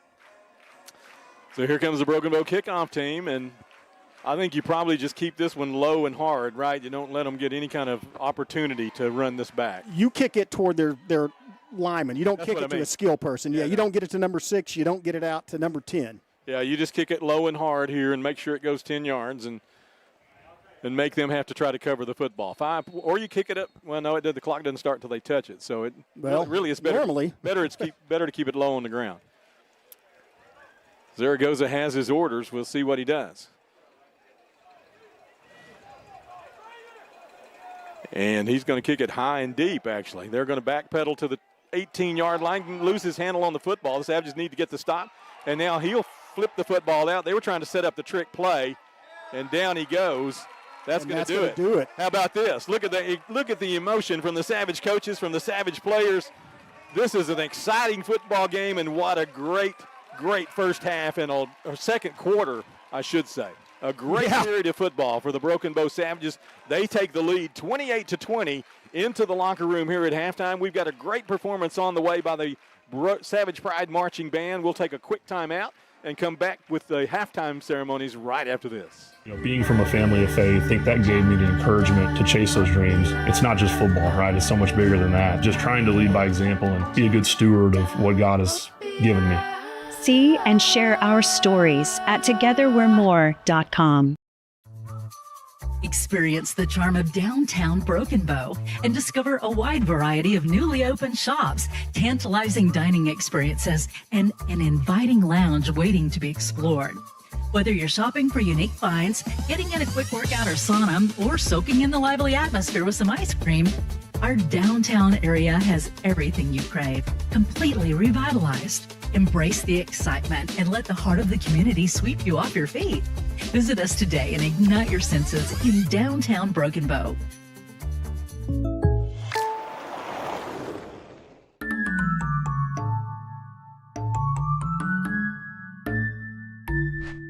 Call Jennifer Broaddus, State Farm agent in Broken Bow today. Regional champion, ladies. Yeah, welcome back, and we'll turn it over to Skip Copeland, dual duty as PA announcer, as they introduce the regional champion Ladies Savage softball team, followed by the halftime ceremony. Let's say hi to them. Say hi to Jalen Cawthorn, Chloe Williams, Miley Williams, Adeline French, Kylie Burris, Kylie Lansdale, Lauren Shomo, Kira Wilkins, Rayleigh Martin, Cash Doss, Tyson Woolsey, Jaden Harder, Kendry Camp, Lexi Batson, Brooklyn Anna, Avery Anderson, Addison Wesley, and Cadence Lawler, the 2025 Regional Champions, Savage Softball.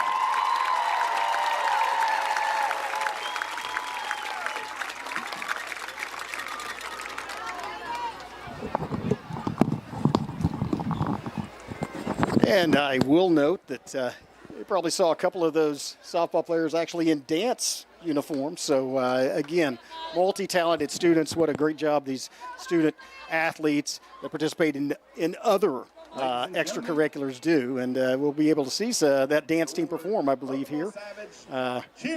Following the cheerleaders. We'll join the cheerleaders, followed by the dance team, and then the Savage Pride marching band.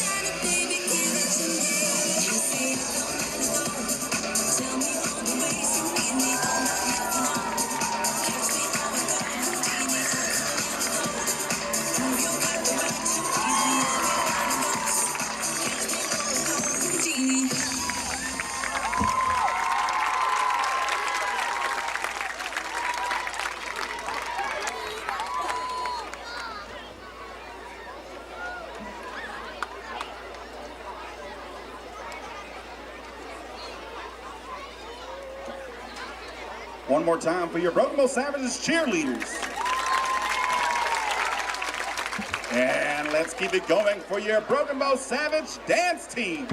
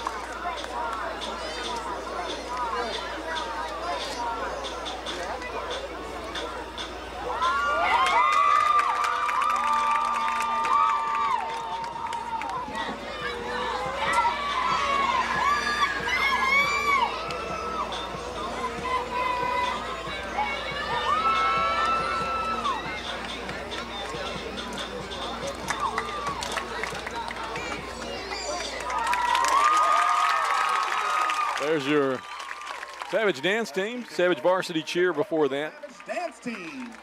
They have the music on the field, which I'll be honest with you, it's copyrighted music anyway, and YouTube's going to make me block it out, so it really doesn't matter whether you could hear it or not. I apologize to those of you that have family involved there, and I know that folks want to hear it, but unfortunately we can't even use that music. So if it would have been to where we could hear it, we would have had to have blocked it out. I apologize. Here comes a band playing original music, though, and they're going to be able to be at full blast here. The Savage Pride Marching Band, who will take off towards that OBA contest next weekend. They're going to have a kickoff for OBA, I believe, tomorrow night here in the stadium. They're going to take donations to kind of offset the travel for the OBA, and they're going to do their performance tonight. The one they warmed up with a weekend or so ago at the Eufaula Marching Contest, in which they finished second overall. It's a wonderful performance. Mr. Nate Healy, the director of the band. He's assisted by Mr. Lucas Hott. And the Savages really working, the Savage Pride Band really working hard this year on this performance. They're very proud of it. We're very proud of it. We hope you enjoy it. Savage Pride Marching Band.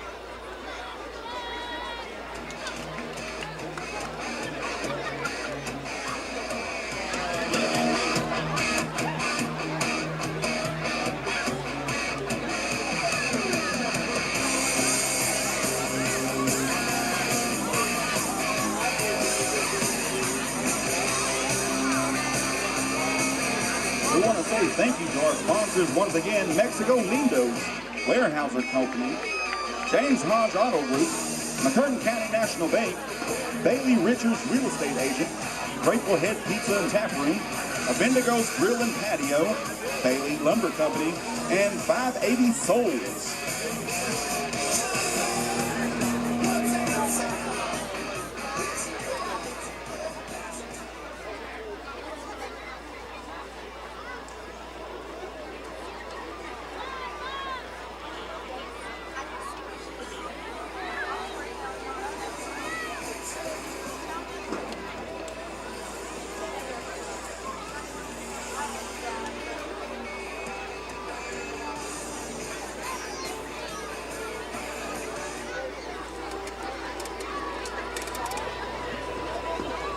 Ladies and gentlemen, tonight, your award-winning Savage Pride Marching Band presents a portion of their 2025 production entitled Flow. Under the field direction of drum majors Allison Sundberg and Jasper Brace, and under the direction of Nate Sheely, Lucas Hott, Rebecca Colbert, and Bethany Sheely, the Savage Pride explores the power, the beauty, and stillness of water through sound and motion.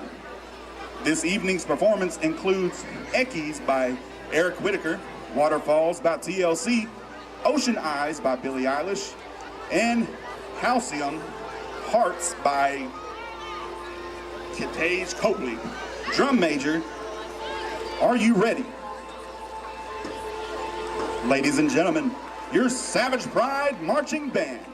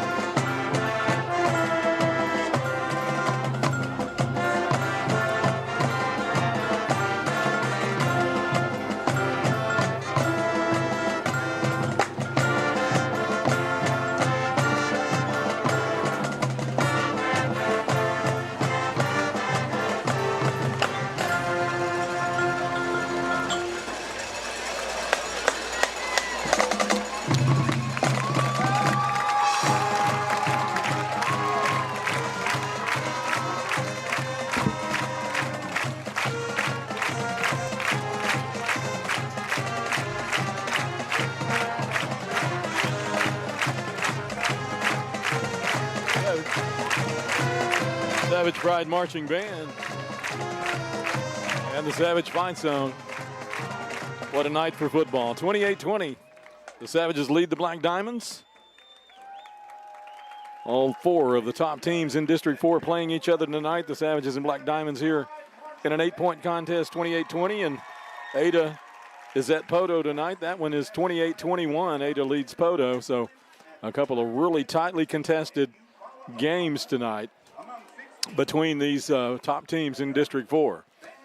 Got a couple of minutes left here before the teams resume play in the second half. Savages still not even on the field, still in the locker room as they are the Black Diamonds back out looking to get into their warm-ups here. We'll get 3 minutes beyond this a minute and a half that's provided here in the end of the half. But you got a chance there to see the Savage dance team. You got a chance to meet the Savage softball team that won the regional championship this week. And they'll have a chance to host a sub-regional, we hope. We'll see when the rankings come out. The seedings for the sub-regionals will be out this weekend at some point. But it does look favorable this year for the Savages also to host a sub-regional, a super-regional. I'm saying a sub, I'm sorry, a super-regional, which will be 2 regional champions playing a 3-game series. And you will play that on one of the 2 teams' home field. Savages hope that their seeding is high enough that we get to host one of those. Congratulations to those ladies. What a wonderful season they've had and a great performance this week as the Savage Bats really did the talking, and our pitching was also tremendous this week. Carry that momentum into the Super Regionals as both teams are back on the field and they'll get the warm-ups in. Let's take a quick timeout. We'll talk to some of our media partners and we'll be back with the second half action in just a moment. This is Broken Bow Savage Football on the Broken Bow Savage YouTube channel. Nobody hands any jobs out in the NFL. You have to earn it. There was a small opportunity to make it. I just held to, I've got this one opportunity to try for this dream. And in my mind, it was nothing to lose and everything to gain. I was probably about a month and a half, 2 months away from totally hanging it up. And went to the last camp and had some looks and had an opportunity to come work out in Kansas City. And the rest was history. See and share our stories at togetherwe'remore.com.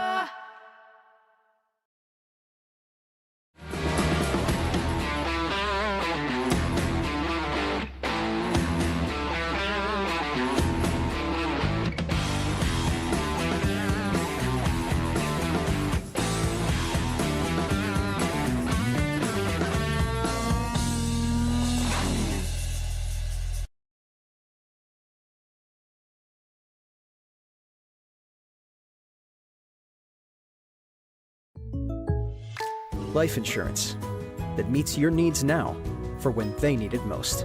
With help from your State Farm agent. Call Jennifer Broaddus, State Farm agent in Broken Bow today. Like a good neighbor, State Farm is there. Get a quote today. And welcome back to historic Memorial Stadium. Wonderful contest tonight, District 4A4. A share of the lead on the line. The Broken Bow Savages 28, the Black Diamonds from Sallisaw 20, and we are still have a lot of football left. 24 minutes of football remaining in this contest. The Savages and the Black Diamonds, Chris, and that was such an exciting half of football. We saw momentum shift in both directions, back and forth. The Savages landing the most lethal blows, honestly, because their plays, you had the Black Diamonds come out, I should say it this way, the Black Diamonds came out, dominated the line of scrimmage, 2 possessions, took the football down and scored. Really looked like they were going to be able to dominate the Savages up front, but the Broken Bow players, the linemen in particular, stepped up, took control of the football game, and we got some big explosive chunk plays from our skill players, and the Savages really took control of this football game in the first half. You talk about chunk plays, and that's something that the coaching staff, Maverick Lang, all of them, emphasize respond. And the Savages responded. And they were kind of on the ropes, getting hit, and then they just launched 4 killer blows into Sallisaw defensively. I mean offensively, and the defense stepped up too. We had a couple of 3 and outs. They got the ball back. But, you go down to Broken Bow. Again, this is just a one-possession game. It's 28-20, and it's 1 touchdown and a 2-point conversion. So we'll see what the second half has in store for us. But look at this score. Broken Bow scored with 1:08 left in the first half to make it 21-14. and it's 28-20 now. And Sallisaw goes down with the aid of a penalty and a beautifully executed trick play, puts it in with 45.8 seconds left. And the Savages, they're penalized back to their own 26-yard line, and then they have a good run by Snooty, and then a pass out to Flag that he turns up and gets us to the 23, and then just a crazy scrambling run by Graydon Howe for 23 yards. At one point, he was completely surrounded by defenders and went all the way across the field, got in the corner of the end zone. Savages get the last score of the half, and they get the football to begin the second half. So you couldn't ask for a better switch here as we go into this second half. Hats off also to the Savage coaching staff and to Coach Maverick Lang in particular. Great clock management as they moved down the field, utilized their timeouts in the proper way, and got that last touchdown on the board, taking that score. We had a 1-point lead. We take it now into an 8-point lead, and now we get the football back. Yeah, you score with no timeouts left, 5.5 seconds left. That is management. There's an onside, a kick attempt, did not go 10 yards. The Savages covered it anyway. That's Sossaman Jason again. Sossaman, getting in on the football. And the Savages will start in Black Diamond territory at the 49-yard line, 1st and 10. Hand it to Sossaman as he is on the good hands team, and you see why. That's a great reaction when the ball's just sitting there. It has to go 10 yards, but sometimes you make the mistake of when you wait for the ball to come to you, you're also waiting for the the kickoff team to come to you. Sossaman went and got it. The way that came spinning off of his foot, it looked like he just kind of missed the football. I don't think he intended to kick it like that, but maybe he did want to squib it. Savages will start with the same offensive line that they finished the first half with. We'll call their names in just a moment. Let's get this play. Pistol formation. Handoff. Neal cuts it up at midfield, breaks a tackle, runs into the linebacker at the 48-yard line, and will get momentum to the 47. It's going to be a gain of about 3 on first down, leave 2nd and 7. Yeah, there's a little difference between the first half and this is there was a hole for Neal to run through. The second level got him, the linebacker, but he had a crease at the line of scrimmage. Good blocking. Here's Howell in the shotgun with Neal in the backfield. Tries to get the hard count. He's got McDaniel, Shomo, Freeman, Curry, and Hammonds. That's his offensive line. Snooty Neal, the back in the backfield. To the wide side into the Broken Bow boundary, Kalel Flagg and Dejon Hall. A.J. Brannon is split left. Here's the snap. Graydon drops back, looks downfield, fires the football, overthrown. His intended receiver was Kalel Flagg. Kalel was in a drag route there, a deep post route, and Graydon just didn't hit him with the football. Flag on the drag, but that was a rare overthrow by Graydon Howe, just a little too high for him to go up and get. Yeah, he did have a bit of an angle at the end of the route there, so we'll call it a post route. But 11:07 left in the third quarter. The clock stops on the incompletion. Savages in the same formation. H back to the right side of the offense. Graydon again looking back to his left, now to his right. Wants to fire the football out, and he throws it into the ground behind Braden Williams, who takes some contact near the end of the play there, but nothing unsportsmanlike about it, just a little bit aggressive play. Incompletion stops the clock with 11 minutes left, and the Savages now facing a 4th down. Savages had a run on first down, then 2 incomplete passes, and they're going to go 3 and out on this one, but if they get a good punt, they can pin Sallisaw back deep in their own field position. Really no chance on either of those 2 pass plays here. High snap, but Brannon brings it down, gets a kick up. It's a good high kick that's going to make the receiver fair catch it at the 16-yard line.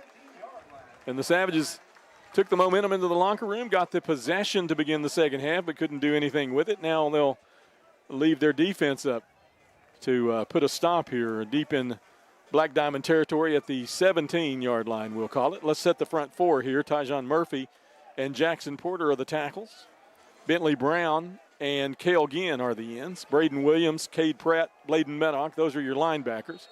It's Javion Heath and Isaiah Fields at the corners. Cole Patrick and Dejon Hall are the safeties. Handoff, stretch play to the right side of scrimmage. Chasing him from behind and bringing him down is Braden Williams, saving the what would have been a long touchdown run. That was Cade. That was Pratt. Yeah, and that's the thing is that play's going outside, so Pratt makes the tackle from his middle linebacker position, but had to chase him down to get it. It should have been the onside linebacker that actually got that tackle. Agreed. It's 10 minutes, 39 seconds, clock on the move, third period. Black Diamonds with a 1st and 10 on this possession. They'll stay in the pistol formation. They've gone the whole way with the same backfield. Here's a fake. Pass outside. It's caught in the flat. Savages will corral him and drag him out of bounds. Not before he gets a short gain on the play. 3 yards, maybe 4. It looks like, about 3 is right. And that play was designed with everybody. They're lining up with everybody in the center of the field, and so they want to get him open in space and break a tackle. Isaiah Fields made the stop out there, but that play got, the 3 yards it's designed to get, and they're still driving. So they'll trip into the Sallisaw boundary here. Fire the football out, bubble screen, blockers in front, breaks a tackle, slips up to the 45-yard line, down at the 47, tackled by Braden Williams, but not before he moves the chains. Stop the clock with 10:03 left, third period, move the chains. The Black Diamonds are on the move, still in their own territory at the 48-yard line.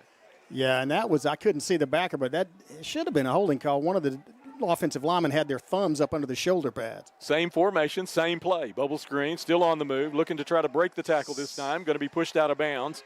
Like the cornerback having to make the play over there. Notice the safety, Dejon Hall, knocking him out of bounds with 9:50 left, and that's another Black Diamond first down, reminiscent of the way the game began. Here we are with the Black Diamonds on an impressive drive. And another uncalled holding penalty. Watch the linebacker on that side on this play when they block him. They're grabbing him by the jersey.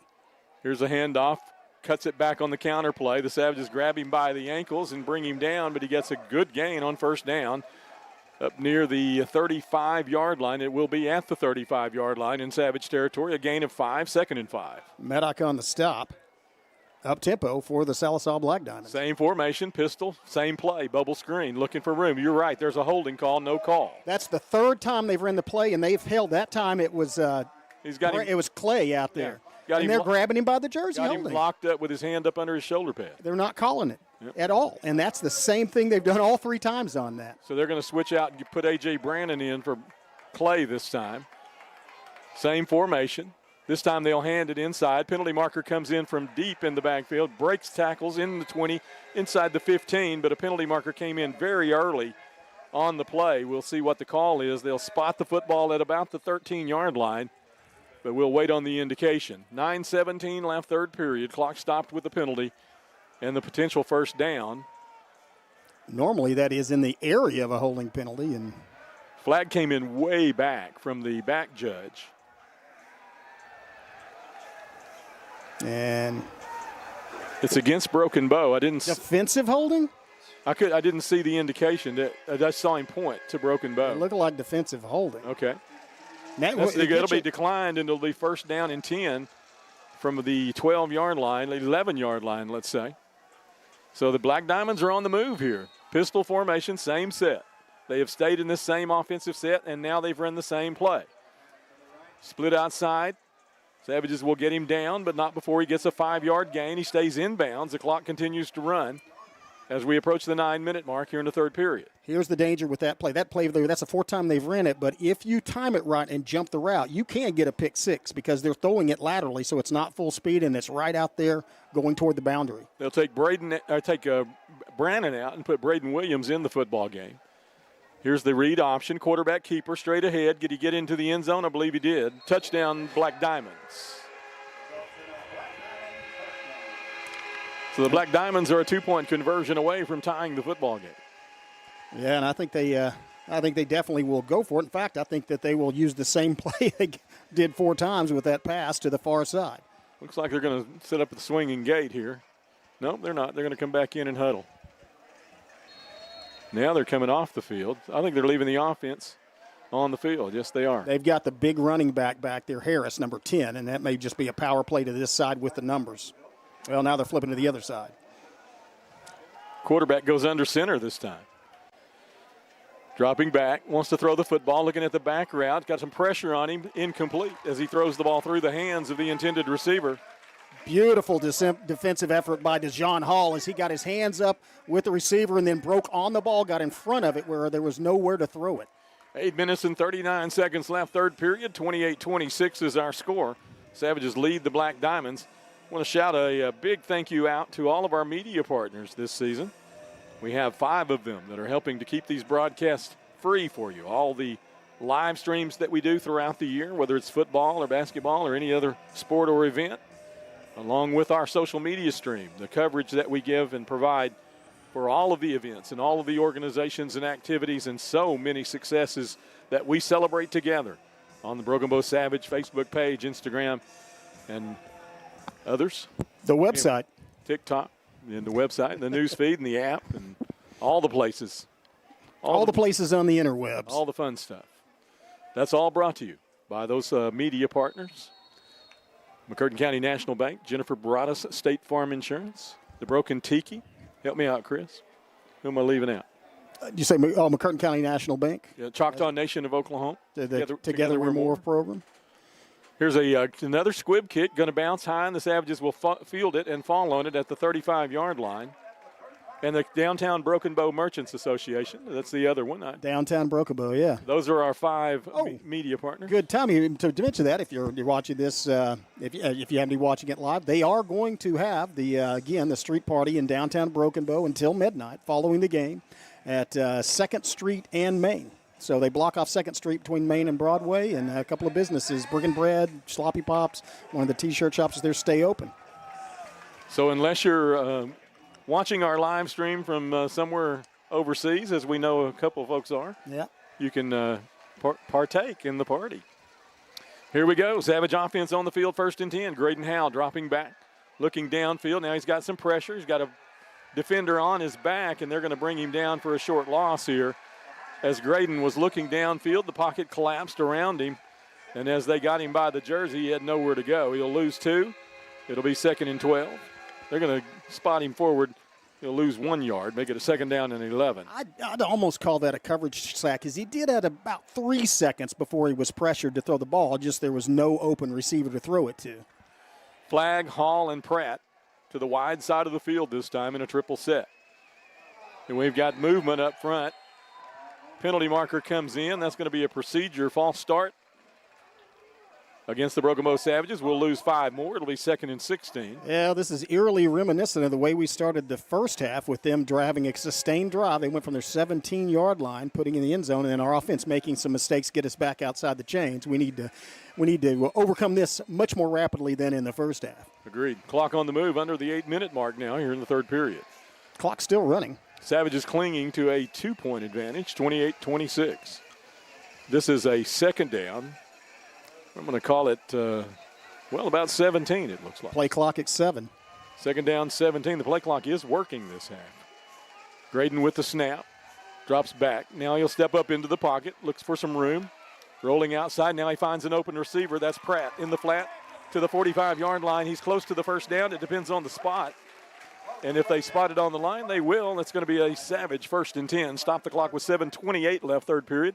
Move the chains, Broken Bow with another 1st and 10. That was a nice job of eluding the defenders. And then Howell ran parallel with the line of scrimmage, not crossing it, allowing the receivers to flash out, get open, and then he just put it right on the money, and Pratt did the rest. Well, it took some protest to get the 1st down, but we did. They didn't initially mark it there, although the ball was clearly across the line to gain. Now we're set up 1st and 10. Savages with 5 up front. Everybody else is in formation. Play clock down to 7 again. Graydon puts Neal on his right hip, takes the snap, 3-step drop, looking downfield, wants to throw deep and does. Flagg has some distance. Can he catch the football? Yes, he did. Inside the 10-yard line at about the 9. Down goes Kalel Flagg. 1st and goal, Broken Bow, and a beautiful pass from Graydon Howell. Right over the shoulder, well covered, and Flagg did a great job with concentrating on the catch, bringing it into his belly, both hands on it. Beautiful throw, beautiful catch, and the Savages go 50 yards downfield in one play. Here we go, 6:49 left. Savages look to the sideline to get the play signaled in. 15 on the play clock, plenty of time. Pistol formation, Neal behind Howell in the backfield. 3 receivers to the left side of scrimmage. Read option, loose ball on the ground. The Savages have turned it over. Once again, Chris, we see a bad exchange on a read option in the Broken Bow backfield between Neal and Howell. And that may be a little of we can do that too, showing the Sallisaw that's what they do. The quarterback rides it in there, but they do it a lot more often than we do. And so that's unfortunate because that kills the momentum and gives up a great scoring opportunity. It just puts the pressure on your defense to force a 3-and-out this time. But keep in mind, this is about where they started that last drive, and they went 83 yards to put in the end zone. 6:35 left, third period. I want to remind you also, folks, that we have our banner sponsors with us this year, Oklahoma Pools and Spas. All of your pool needs, if you're looking to purchase or you're looking to build, looking for maintenance, Oklahoma Pools and Spas. You want to talk to those guys up at the entrance into the beautiful Beavers Bend area. Here's a handoff inside. Tries the right side of scrimmage. The Savages bottle it up, and we'll get him down after a short gain of about a yard or so. That's going to leave 2nd down and 9. And that was both backers on that side. That was, the middle linebacker who went over there. That was Pratt and Meddock just meeting him right at the line of scrimmage, and that's the way to play that particular play. He tried to string it outside. There was nothing there. Good job by the down lineman to kind of gum up those running lanes as well. So it looks like the Black Diamonds are facing 2nd down and 9 here. Shotgun formation. Harris on the hip of his quarterback.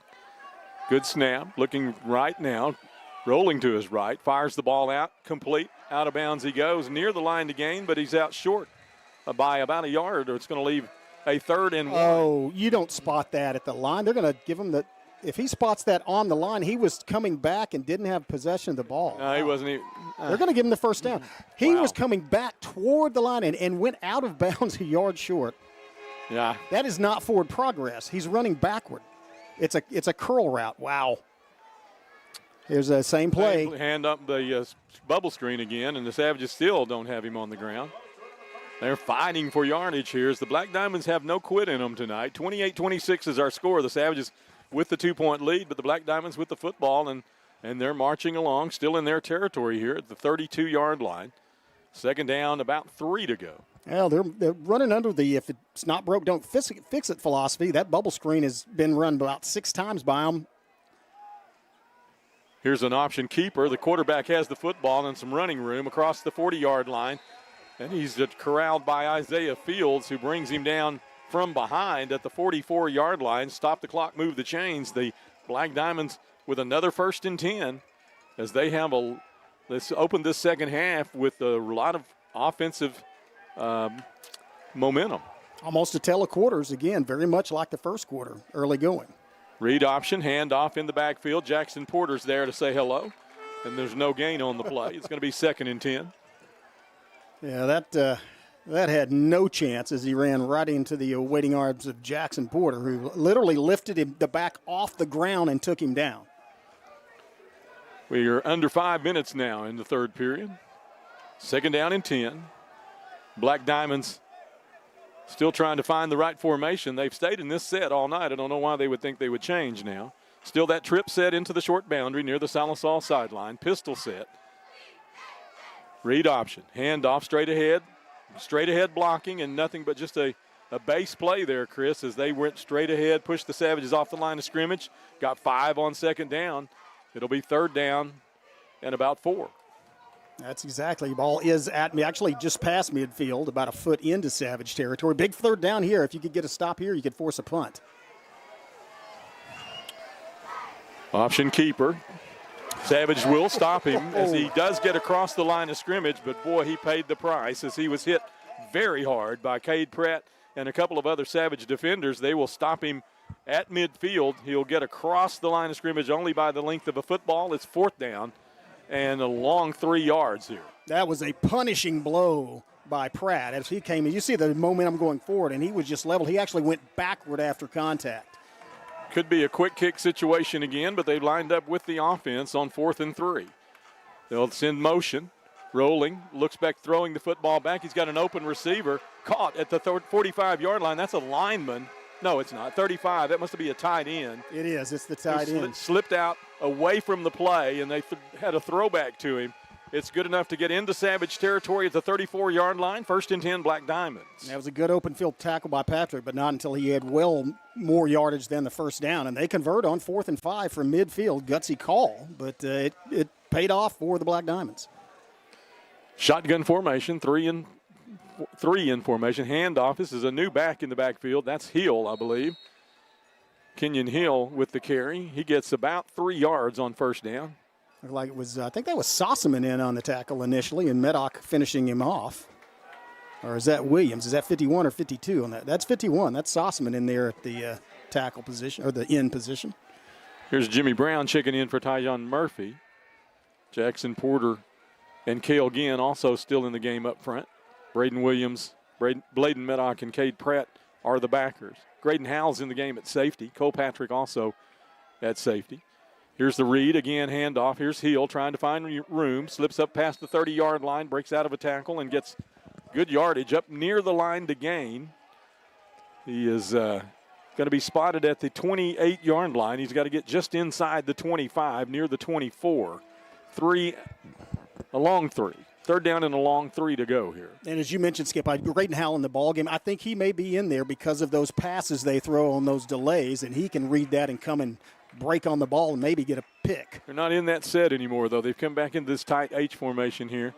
Handoff up the middle. Looks like he's got enough. Again, just pushing the pile. They line up, run the base offense straight at Broken Bow, and they push Broken Bow off the line of scrimmage. It's going to be close. The line to gain is across. The line to gain is short. Is at the 24.5-yard line, not the 25. That might be close enough to measure. Yeah, I think it is close enough to measure, but I don't think they got it. I think it's going to be a fourth down situation. Clock is stopped with 2:01 left here in the third period as we await the signal. I don't think that the referee thinks that they have it, but he could still call for a measurement here. Yeah, he's going to. 2:01 left, and the chains will come on to measure this first down opportunity for the Black Diamonds. The teams will get an opportunity to talk to their coaches while that happens. And we have an opportunity here to talk about Crystal Forest Events Venue. For all of your needs, if you have a bachelor party or a wedding to host or a family reunion, really just any kind of event that you need a location for, one that has not only a great events venue and an outdoor space, but also has lodging for you to bring your entire wedding party. Crystal Forest, they're one of our sponsors for our football season this season. We're proud to have them with us. Here's the measurement. He's got it by the nose of the football. 2:01 left, third period. 1st and 10 Black Diamonds. They have a terrific offensive possession going here, and the Savages needing now to make a stop deep in their own territory. Not quite in the red zone yet, but not far from it. 24-yard line. Yeah, following that fumble, they got the ball at their own 15-yard line and have marched it all the way down to the Savage 25, 60 yards thus far on this drive. That's an important point that you just made following that turnover. The Savages had all the momentum headed towards the end zone and then turned the football over on a bad exchange. Shotgun. Quarterback wants to flip it out, and he does. Hill's all alone, uncovered, and he's in the end zone for a 24-yard touchdown pass. And that's a mistake defensively. I don't know on who made it, but that's after that pass, that's the same thing, sort of the same play they did on 4th and 5 to convert that fourth down. As the quarterback looks like he's going to run it, then he jumps up and throws it to a back coming out of the backfield. Well, he faked to that back, and that back just ran past the end and caught the pass over his head. On the last time when they threw it back on the fourth down, it was a tight end slipping out on the backside. So they've taken the lead. They've done a good job of keeping the Savages off balance on defense tonight.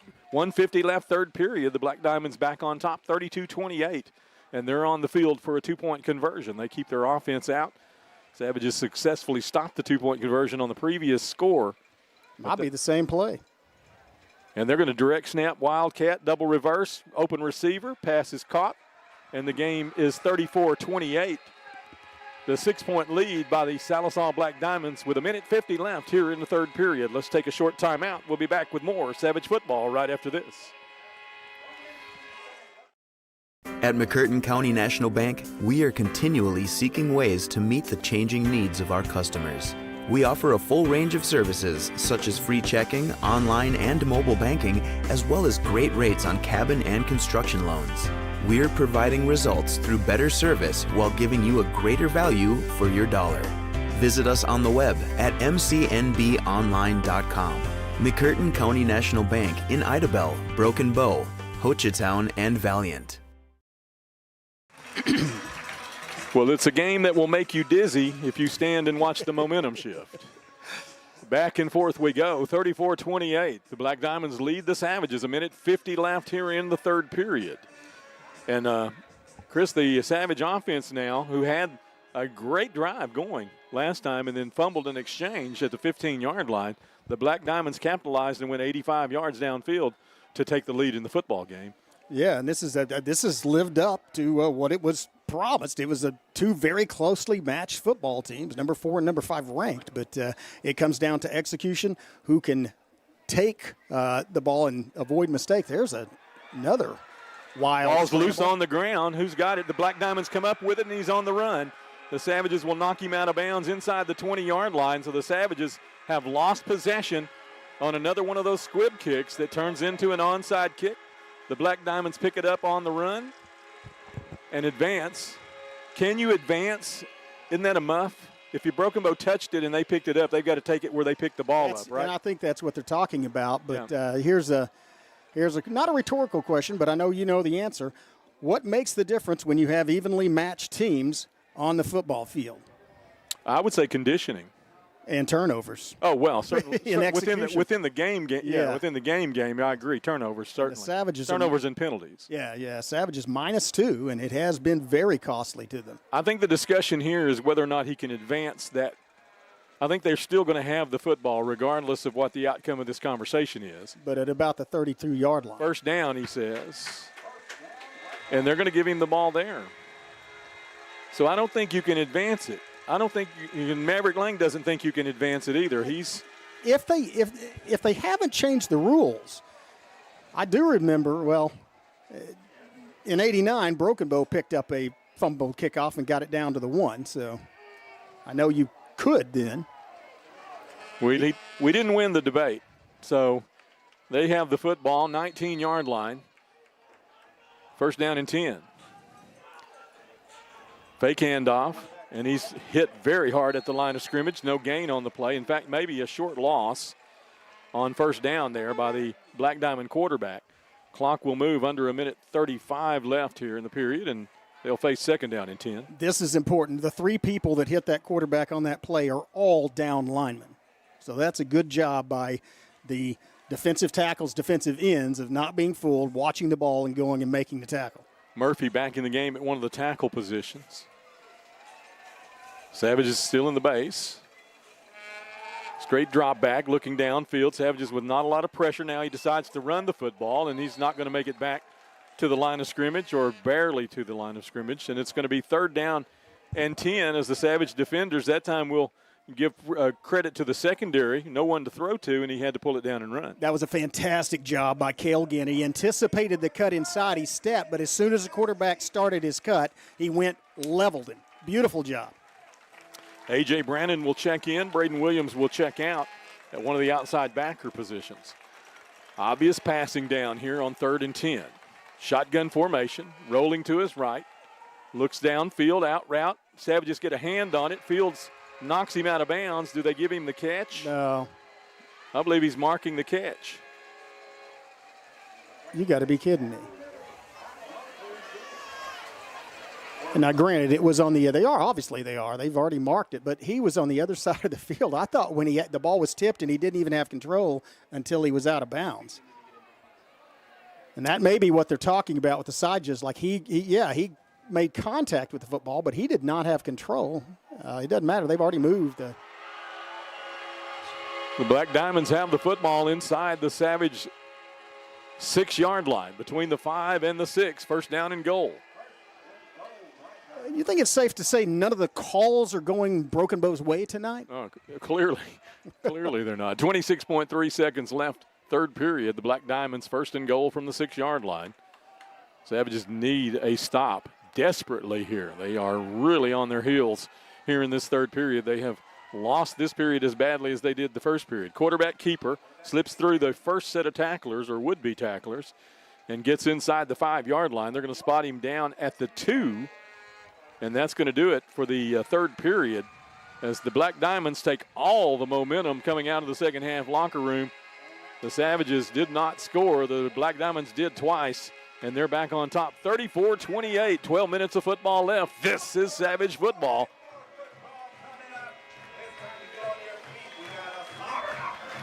think that gave me the encouragement to chase those dreams. It's not just football, right? It's so much bigger than that. Just trying to lead by example and be a good steward of what God has given me.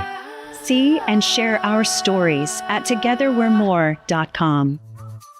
Experience the charm of downtown Broken Bow and discover a wide variety of newly opened shops, tantalizing dining experiences, and an inviting lounge waiting to be explored. Whether you're shopping for unique finds, getting in a quick workout or sauna, or soaking in the lively atmosphere with some ice cream, our downtown area has everything you crave, completely revitalized. Embrace the excitement and let the heart of the community sweep you off your feet. Visit us today and ignite your senses in downtown Broken Bow. And welcome back to Memorial Stadium as the Savages find themselves in a closely contested football game with another top 5 school tonight. Sallisaw in town, both teams atop their standings of District 4 in Class 4A. 34-28, Sallisaw on the road leads Broken Bow here. 35-28, Ada on the road in Podo. So a very similar game. The scores actually mirroring one another all night long between the 4 teams leading District 4 tonight. The Savages need desperately to make a stop here. Get a turnover would be even better. Black Diamonds with 2nd down and 2 to go from the 2-yard line. Deuces wild as we start the 4th period. I almost expect another one of those play-action passes. Shotgun, keeper, looking for the right side. Does he break the plane? Yes, he does. Touchdown, Black Diamonds. They have scored. Isaiah Fields didn't think he broke the play. He was pleading with the official saying, look, he's down and it's a foot away. But I think he got knocked backwards. Although if the nose of the football touches that white line, that's a touchdown. This has been a game of big momentum shifts, and we saw the Savages score 3 touchdowns unanswered. Now we see 3 unanswered touchdowns here in the second half from the Sallisaw Black Diamonds. It is time for an answer, Chris.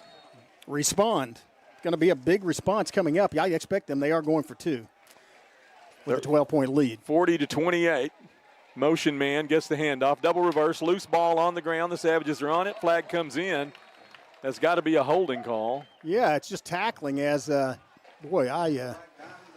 mean, the ball bounces directly towards a Savage defender, and they tackle that defender. Yeah, it was Brandon. A.J. Brandon was through there, and he was literally tackled in the backfield trying to get to the football. You can't do that. Holding will be declined here, right? That doesn't carry over into the kicking play. No. It's only a personal foul. Untimed down, and it's, so. 11:55 left in the football game. 40-28, a 12-point Black Diamond advantage, and the Savage offense needing now to answer. They've been hit in the mouth pretty hard here in the 3rd period. Now we are into the final period of the football game, and it's the Savage's opportunity to get the football back.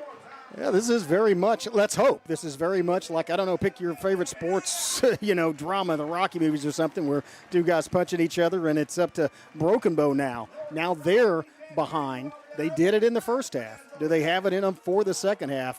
12 points. That's not only a 2-possession game, but both those, you have to score 2 touchdowns. Broken Bow is going to have to put at least 2 touchdowns on the board and prevent Sallisaw from getting in the end zone. Hilldale leads Glenpool 28-14. McLean leads Stillwell 35-22. That's the other 2 District 4 contests going on tonight. This one has been a back-and-forth affair, but right now all the momentum clearly with the white-shirted Black Diamond offense having scored 3 answered touchdowns, and one of them coming off of that kick turnover last time. This time Bladen Meddock is able to field the football and give the Savages possession at the 44-yard line. So the Savages 56 yards away. The offense will take the field with 11:55 left in the football game.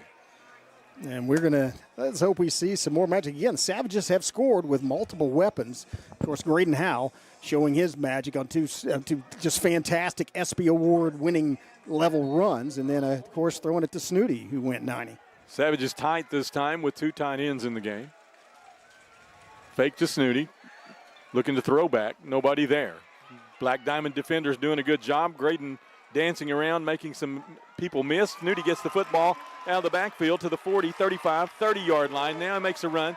Khalil Flagg can give him a block. He can get to the end zone. We can't get that. 15-yard line, and down he goes. As that was, there was an opportunity there, and we missed a downfield block. 11:34 left. The clock will stop on the first down. A big run by Snooty, and then there's a flag at the 48-yard line. That's coming back. I hope that's not a ineligible receiver downfield. It more likely it's a block in the back, illegal block, being that far downfield.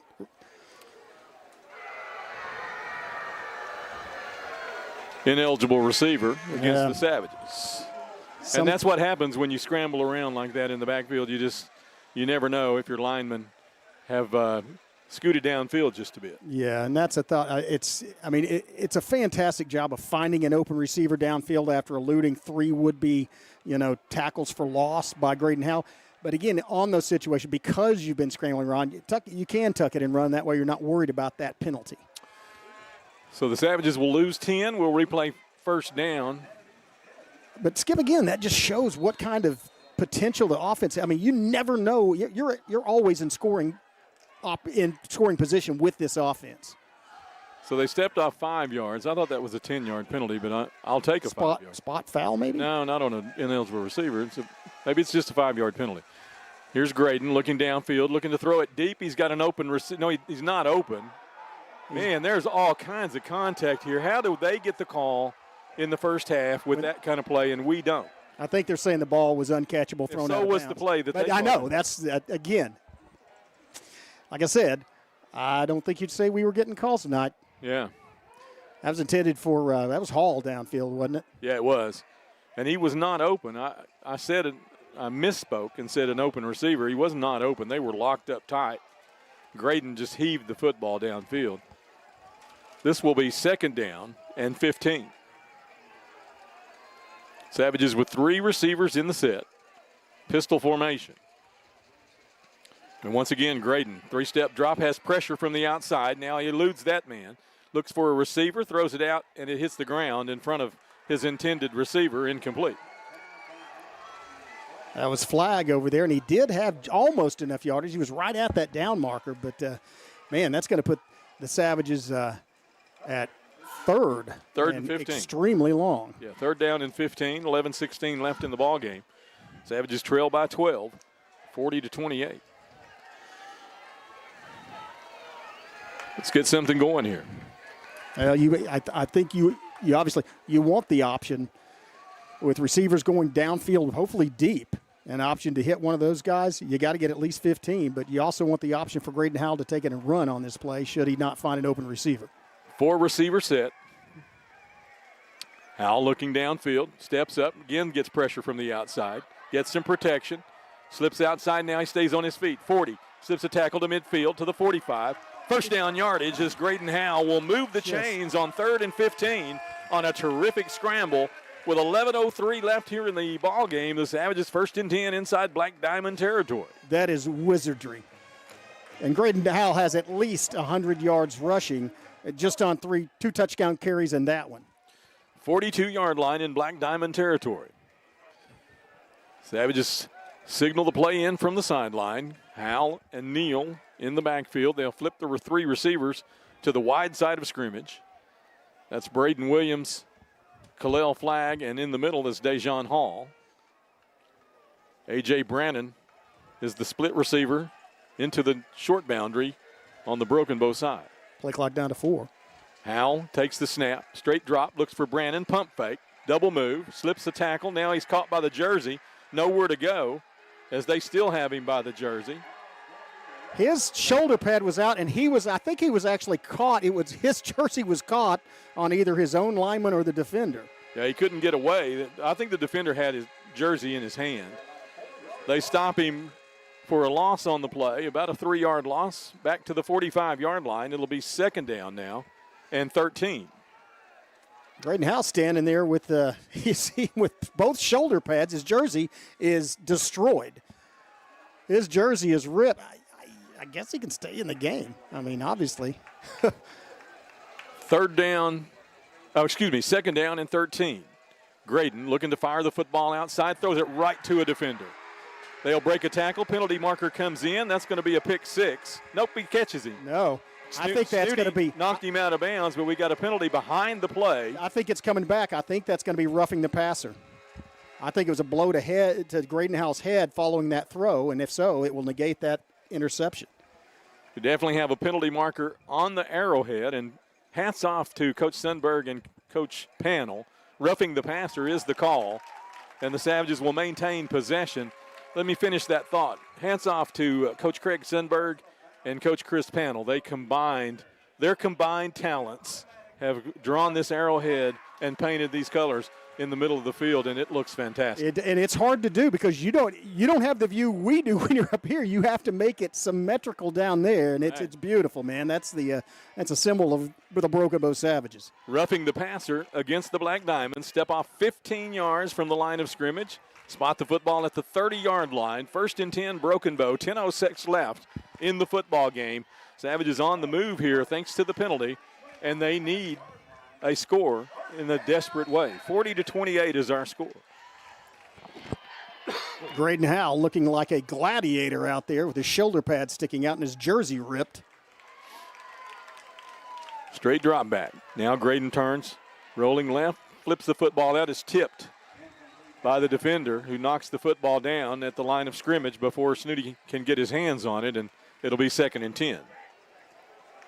Again, just to emphasize that we don't have tearaway jerseys. At least they're not designed that way.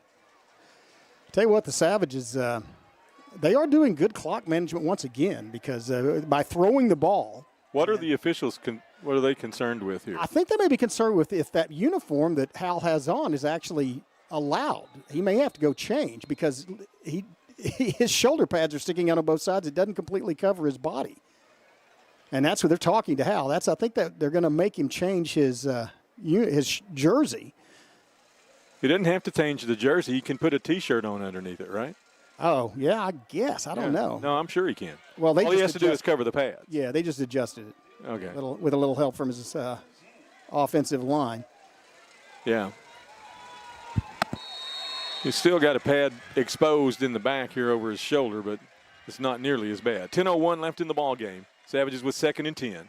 Graydon throws the football out. It's caught by Brandon at the 25. Spins to the 23. Still on his feet to the 22-yard line. That's a nice gain on 2nd down and 10. We're going to get about 8 yards, I think. Yeah, Brandon actually, when he went down, he was on top of a defender. So when he spun around, he got that extra yard by not making contact with the ground. But they didn't give it to him. But they didn't give it to him. They stepped it back to the 23. It's not right. Good job, AJ. Pistol formation. 3-receiver set. Double tight here. No, one tight. H-back. That's Pratt. Option play, handoff. Here's Neal. 20, 15 to the 10. Gets a downfield block in. There's a penalty marker. There's going to be an illegal block against A.J. Brandon at the 5-yard line. But that is a spot foul. That's a spot foul. So that should still be a 1st and goal. Well, no, it'll be a 1st and 10. From the 15. Because it'll be a 10-yard penalty back to the 15.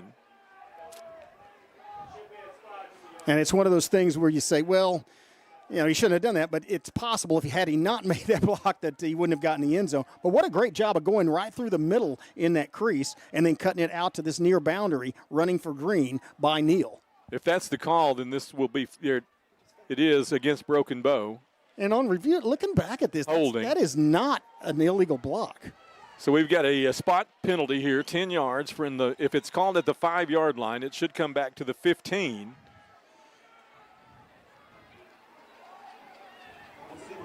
Oh, please. There's nothing wrong with that block. That is pathetic. He just overpowered him. He was standing in front of him and used his hands to push him, not in the back. He just shoved him down by the shoulder pads. That's called a pancake normally. Did the hairdo judge, is he the one that threw that? I don't know. I don't know. Who threw the flag? Did you see who threw the flag? Did you see who can you look and see who threw that flag?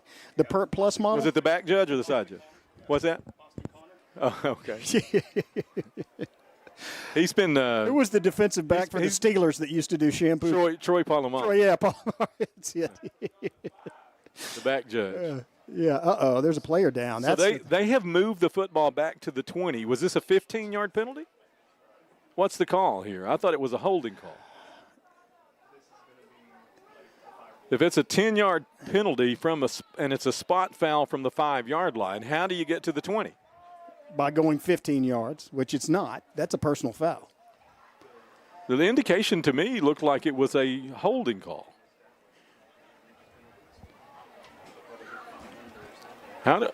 It certainly wasn't a block in the back.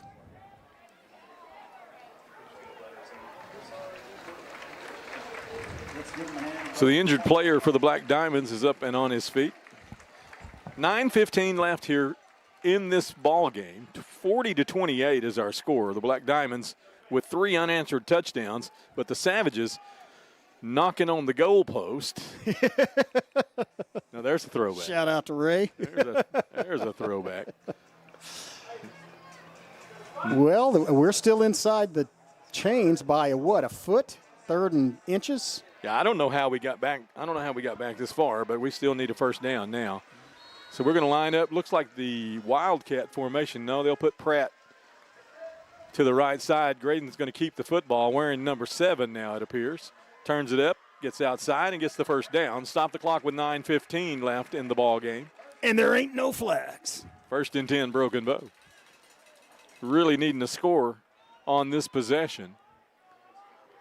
They lined up strong to that right side with the H-back, Cade Pratt. Got the block out, lets Graydon stretch to the sideline, and he gets the 1st and 10.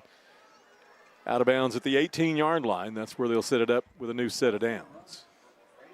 So, Hal, now in number 7, if I'm Scott Baker, I'm sending this film in to the college recruiters. Sky Baker. He's number 7. Oh, yeah, that's right. That's right.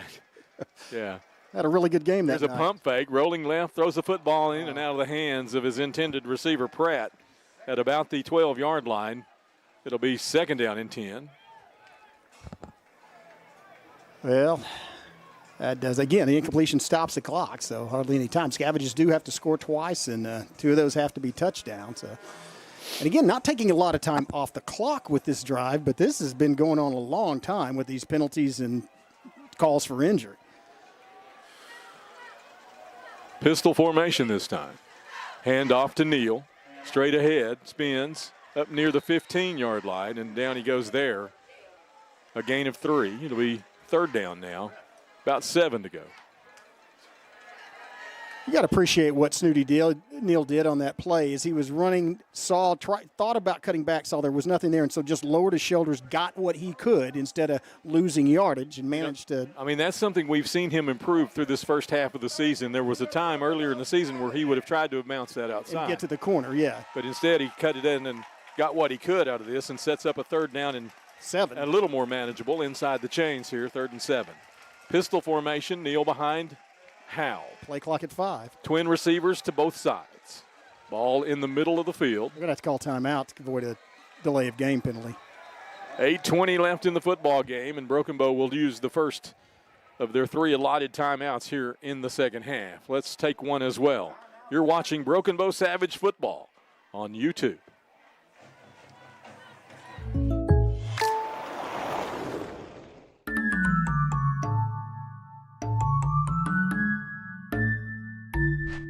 Call Jennifer Broaddus, State Farm agent in Broken Bow today. Nobody hands any jobs out in the NFL. You have to earn it. There was a small opportunity to make it.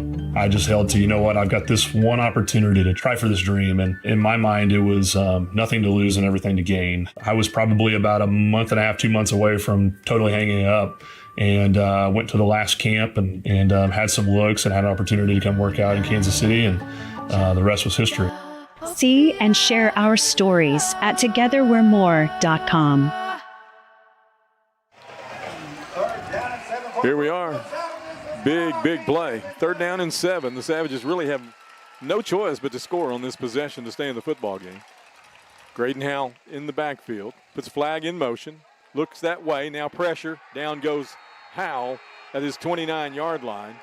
And nobody touched. That was outside pressure from the corner, but nobody touched that rusher, and he went unhindered right into the quarterback. Howell's just 6 cents found him at the last moment to avoid getting just his clock clean, but that was As I say, Savage is going to have to hurry up as that play clock is, it's stopped now. I said it was already running. Got an injured player in the end zone down here, and cramp. That'll stop the clock with 7:56 left in the ball game as they will attend to the injury. They almost didn't see him. He was way back over in the corner of the back half of the end zone. Yeah. So at the 25-yard line, the Savages, after a big loss there on third down, are now facing fourth and about 17, Chris. And you know what? At this point in the season, in this stage of the game, you need something that you've worked on that you really haven't shown anybody, right? You got to pull a trick out of the bag. And we know Maverick Lang has at least 6 or 7 of those plays dialed up. They do require, perfect execution usually, but the Savages have the weapons to execute. But yeah, you're right. I mean, obviously, you're going for it, but it's a long. I mean, you've got to get to the 8-yard line. I mean, if you're a guy like Coach Lang, you have this one dialed in. You know, you've had something in the playbook all year that you're waiting for this opportunity. We'll see what the Savages try to do with it. We have seen a couple of plays that could potentially work in this situation. One of those being that throwback play to that we throw back, this little screen that we throw back to the opposite side of the scrimmage, and then the other one is a play very similar to one that the Black Diamond scored on earlier, where we fake to Neal and then throw to Neal as he comes out of the backfield. We've seen both of those executed earlier in the season, but I just have a feeling we might see something here that we haven't seen. Yeah, let's see what he has dialed up. Now, no matter what it is, though, we have to get all the way down to the 8-yard line, and so it's going to require a little better protection for Hal and whoever is in the backfield in that last play. You have to be able to pick up those outside rushers, or if they send the house, you got to find an open receiver quickly. This one could set up to be an exciting finish here if the Savages can get in the end zone. We have 7:56 left in the football game. It has been a back-and-forth affair, but the second half belongs so far to the Black Diamonds. The crowd has been in the game all the way, trying to bring a little energy. But this is a really big play. 4th down, 17 to go. Football on the 25-yard line, under 8 minutes left, and the Savages down by 12. Snooty Neal on the left hip of Graydon Howe. Graydon wearing number 7 tonight as his number 4 jersey was ripped in half. 3 receivers in formation to the left side of scrimmage, 1 to the right. Graydon dropping back, good protection this time. Now he's flipped back and right back into a defender, avoids that guy. Savages will get a block for him, and now he'll find a way to throw the football to the back of the end zone, and it bounces off the goalpost incomplete. Oh, man, Brandon, I think he hit his hand on the goalpost. I think the ball pinned his hand between the goal, didn't it? Yeah. The goal definitely was hit by either the ball or Brandon's hand, or both. But that's incomplete. The Savages turn it over on down. 7:39 left in the football game. 1st and 10. Black Diamonds from their own 25-yard line. Now defense really going to have to come up with a 3-and-out stop at offense. And again, I doubt. Let's manifest a turnover. Yeah, let's do, because I doubt Sallisaw is going to even think about throwing the football right now. They want to run out that clock. 2 timeouts left for Broken Bow.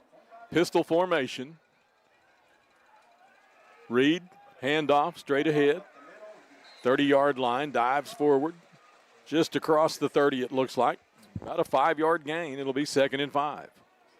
The worst thing that could happen here is get 5 at a time and let that clock run. They just keep moving the chains and keep moving the clock. Yeah, you're right. It's the worst thing that could happen because we're down 2 possessions. Well, technically, the worst thing that happens is they go and score in one play. And okay. Yeah, but maybe you actually. I stand correct. No, maybe not, because well, keep in mind we put what in the last minute and 9 seconds of the first half, we put 14 points on the board. Yeah, that's a fair statement as well. We see the kind of explosive scoring in the end of this game as we did the first half. Here's a quarterback keeper, breaks a tackle, close to the line to gain, but not there, and the Savages will drive him backwards. He's about a yard short. It's going to leave 3rd down and 1. Clock will continue to move, under 6:40 to play now here in the football game. It looked like the near side offensive tackle actually moved a little on that before the count, but no flag. Well, this is going to be third and No, they may go with the hard count on this. Every play is a big play in this football game, but, I mean, on 3rd and 1 here with the clock moving near the 6-minute mark, you really need to stop. Yeah, if we do, I don't think they'll go for it on 4th from here. Just don't jump off sides. Wildcats, direct hand snap, and he's got the first down. Barely. Patrick up to make the tackle, but when you have a safety making the tackle, that's not a good sign normally on a running play. Now, that was 18. That was the quarterback, number 10, that took the snap. Oh, not the Wildcat, yeah. Oh, no, it was. No, number 10's the running number back. 10's the running back. Yeah, that was the Wildcat. Yeah. Well, that does move the chain and keeps the clock churning out, 5:51 and ticking. Savages only have 2 timeouts left. Their options are limited. They've got to play some defense here. Read option, handoff, straight ahead. Again, moving the pile, across the 40, 41, near the 42-yard line. Man, they're going to give him the spot almost to the 43-yard line. Big gain on first. Number 56 is this near side tackle. It looked like he moved again. Before the count moves, he's adjusting his hips or something. He's not moving his hands off the ground, but you cannot do that on the offensive line. I haven't actually noticed it, but I'll keep an eye on it. Clock moves under 5:15 left in the ball game. Same set, 2 receivers to the wide side into the Broken Bow boundary. Pistol formation. Handoff, straight ahead again, 2nd and 5. They'll stop him at the 45-yard line. Sallisaw content with that play. That's positive yardage. That'll leave them in 3rd and manageable. About 2 to go here as the clock moves under the 5-minute mark. Now down to 4:45, in fact. 3rd down, a short 3 yards. Another huge 3rd down. You get a stop, you get the ball back. Pistol formation. They're tight to the right side of scrimmage. Long snap count. They'll use as much of the game clock as possible before they snap the football. Fake handoff. This time he's not going to get much. Not going to get anything, in fact. No gain on the play, and the Savages have forced a 4th down and 3. And this might be a time to take that timeout. It might be a time to take one of those timeouts, and they're going to run the clock down to about 3:15 or so, right? Well, and when you're on offense, you can control the clock. You can run out of bounds or yeah. Okay, so they set there. So we got 15 here, so they're going to get down to about 3:20 something. They're going to kick the football here, though. I'm not buying this. They're going to hard count, though. So they're going to have to call their timeout with 2 seconds left on the. Yeah, they'll take a timeout. Timeout taken by the Sallisaw Black Diamonds. 3:35 left in the football game. They have a 2-score lead, 40-28. Let's take a timeout of our own. We'll be back with more Savage football right after this.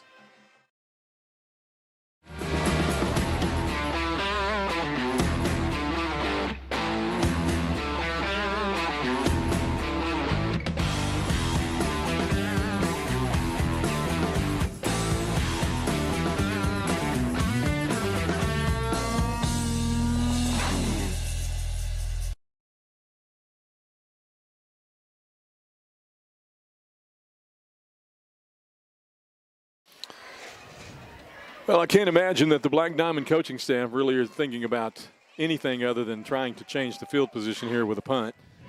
4th down and 3, because turning it over gives Broken Bow the short field. It's in their best interest here to line up in punt formation, I think. And it looks like that's what they're going to do. Yeah, and considering their defense did hold on that last drive, kept Broken Bow out of the end zone, that would be the conventional call. But with this group, I don't know. It does look like they're sending out the regular punt formation, though. And this is their regular punter back in formation. That's our regular quarterback back in the punt return. 3:35 left in the ball game. Savages need 2 scores. Don't have a lot of time to work with, obviously. Here's a kick that's going to bounce at the 25. They threw it backwards. I'm not even sure what happened there. All I saw were several of them there comes a penalty marker in. So this is one of those games.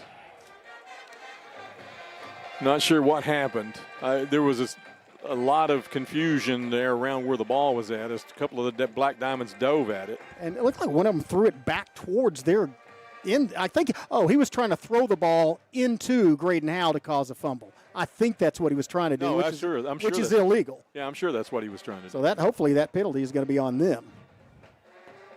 What illegal procedure? No, what? It's a personal foul, wasn't it?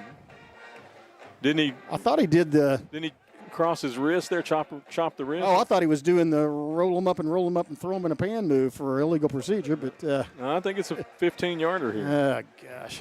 Which should actually be half the distance. So that's going to go back to the 11-yard line.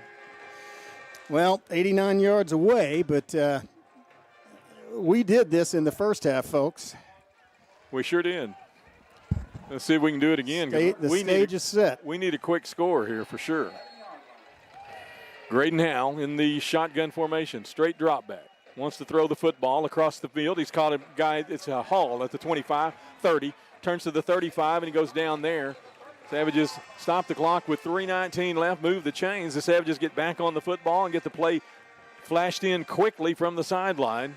A big gain from Howell to Hall out to the 35-yard line. 1st and 10 Broken Bow. 24 yards just like that. Same formation, Howell in the gun. 3 receiver set. Straight drop. Looking downfield, good protection. Fires it across, it's caught again. This Hall one more time, midfield, steps on the, tripped over the arrowhead. And down he goes. That's another 1st and 10 with 3:03 left. The clock will stop on the first down. Savages back on the ball quickly. Plays come in, flashing from the sideline. The Savages have the play. Howell sets his offense. Clock moves, under 3 minutes to go in the football game. Straight drop, 2 steps, now rolling left. Fires the football out. It's caught by A.J. Brandon at the 40 to the 35. Still running, 32 to the 30. And down he goes, another 1st and 10. Stop the clock with 2:44 left.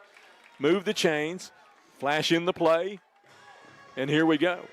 That is 3 straight passes, 3 straight completions, 59 yards in about 38 seconds. Makes you think that maybe we just need this kind of pressure on us every series. Straight drop back. Graydon looking downfield, crossing pattern. Hall can't handle it. Boy, that was on the money, too. Just a little bit behind him. No, he's just trying to run first. I mean, it's understandable. It's happened to all of us. You think you have the football, and you look downfield to try to find a place to run, and the ball just slips out. It hadn't happened to all of us. Some of us, they didn't have enough confidence to throw the ball to, but I know you were targeted many times. And trust me, I did that exact same thing. Takes almost 8 seconds off the clock, though, and he was open. So that's good news. Man, this is promising. We've moved 59 yards in 4 plays, really 3. I mean, the Black Diamonds with 2 minutes and 30 seconds left, and they will use the timeout here. Let's stay right here and talk about what needs to go on from a strategy standpoint for Broken Bow. We have to have 2 scores, and we have to leave enough time on the clock to be able to move the football down the field again, even if we can cover an onside kick. So 2 minutes and 30 seconds, just not a lot if you don't execute this time properly. So we really do need a quick score here. Yes, we do. And keep in mind, all the tools, they've given up. They get up 60 yards to us, but that's the kind of thing where they're going to say, all right, we got to shut them down here. They'll probably play a little semi-prevent, but they may actually, based on those 3 plays, I certainly would. I would be sending some pressure after Graydon Howe because he has performed. You see what he's like when he has time to throw. McDaniel in the center. Shomo and Curry on the left side. Freeman and Hammonds on the right side. That's your line. Cade Pratt, the H-back. 3 receivers in formation.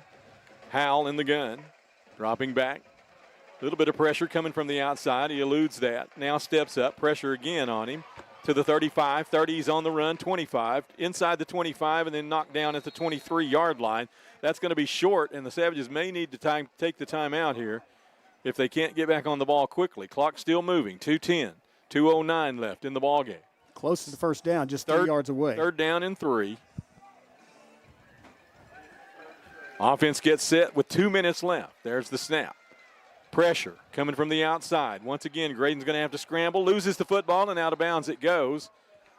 Inside the 15-yard line. They had the first down before he lost control of it. But there's one of those situations where when you're running with the ball in one hand and you lose the handle on it in this type of ball game, that would have been a huge turnover. The ball, fortunately for the Savages, went out of bounds, and they'll move the chains. That does. Going out of bounds does stop the clock with just under 2 minutes, 1:53 left. I'm not sure what the National Federation rule is, but I'm not sure a fumble can advance yardage. I think it's going to come back to where he lost possession. Which was about the 15-yard line? Looked like it, yes. I thought he was across the line to gain when he fumbled. And they are going to move the football back. So, yeah, it's going to go back to where he lost the handle on the football. But it's still enough for a 1st and 10. 1:53 left in the football game. The Savages with a red zone possession now at the 15-yard line, 1st and 10.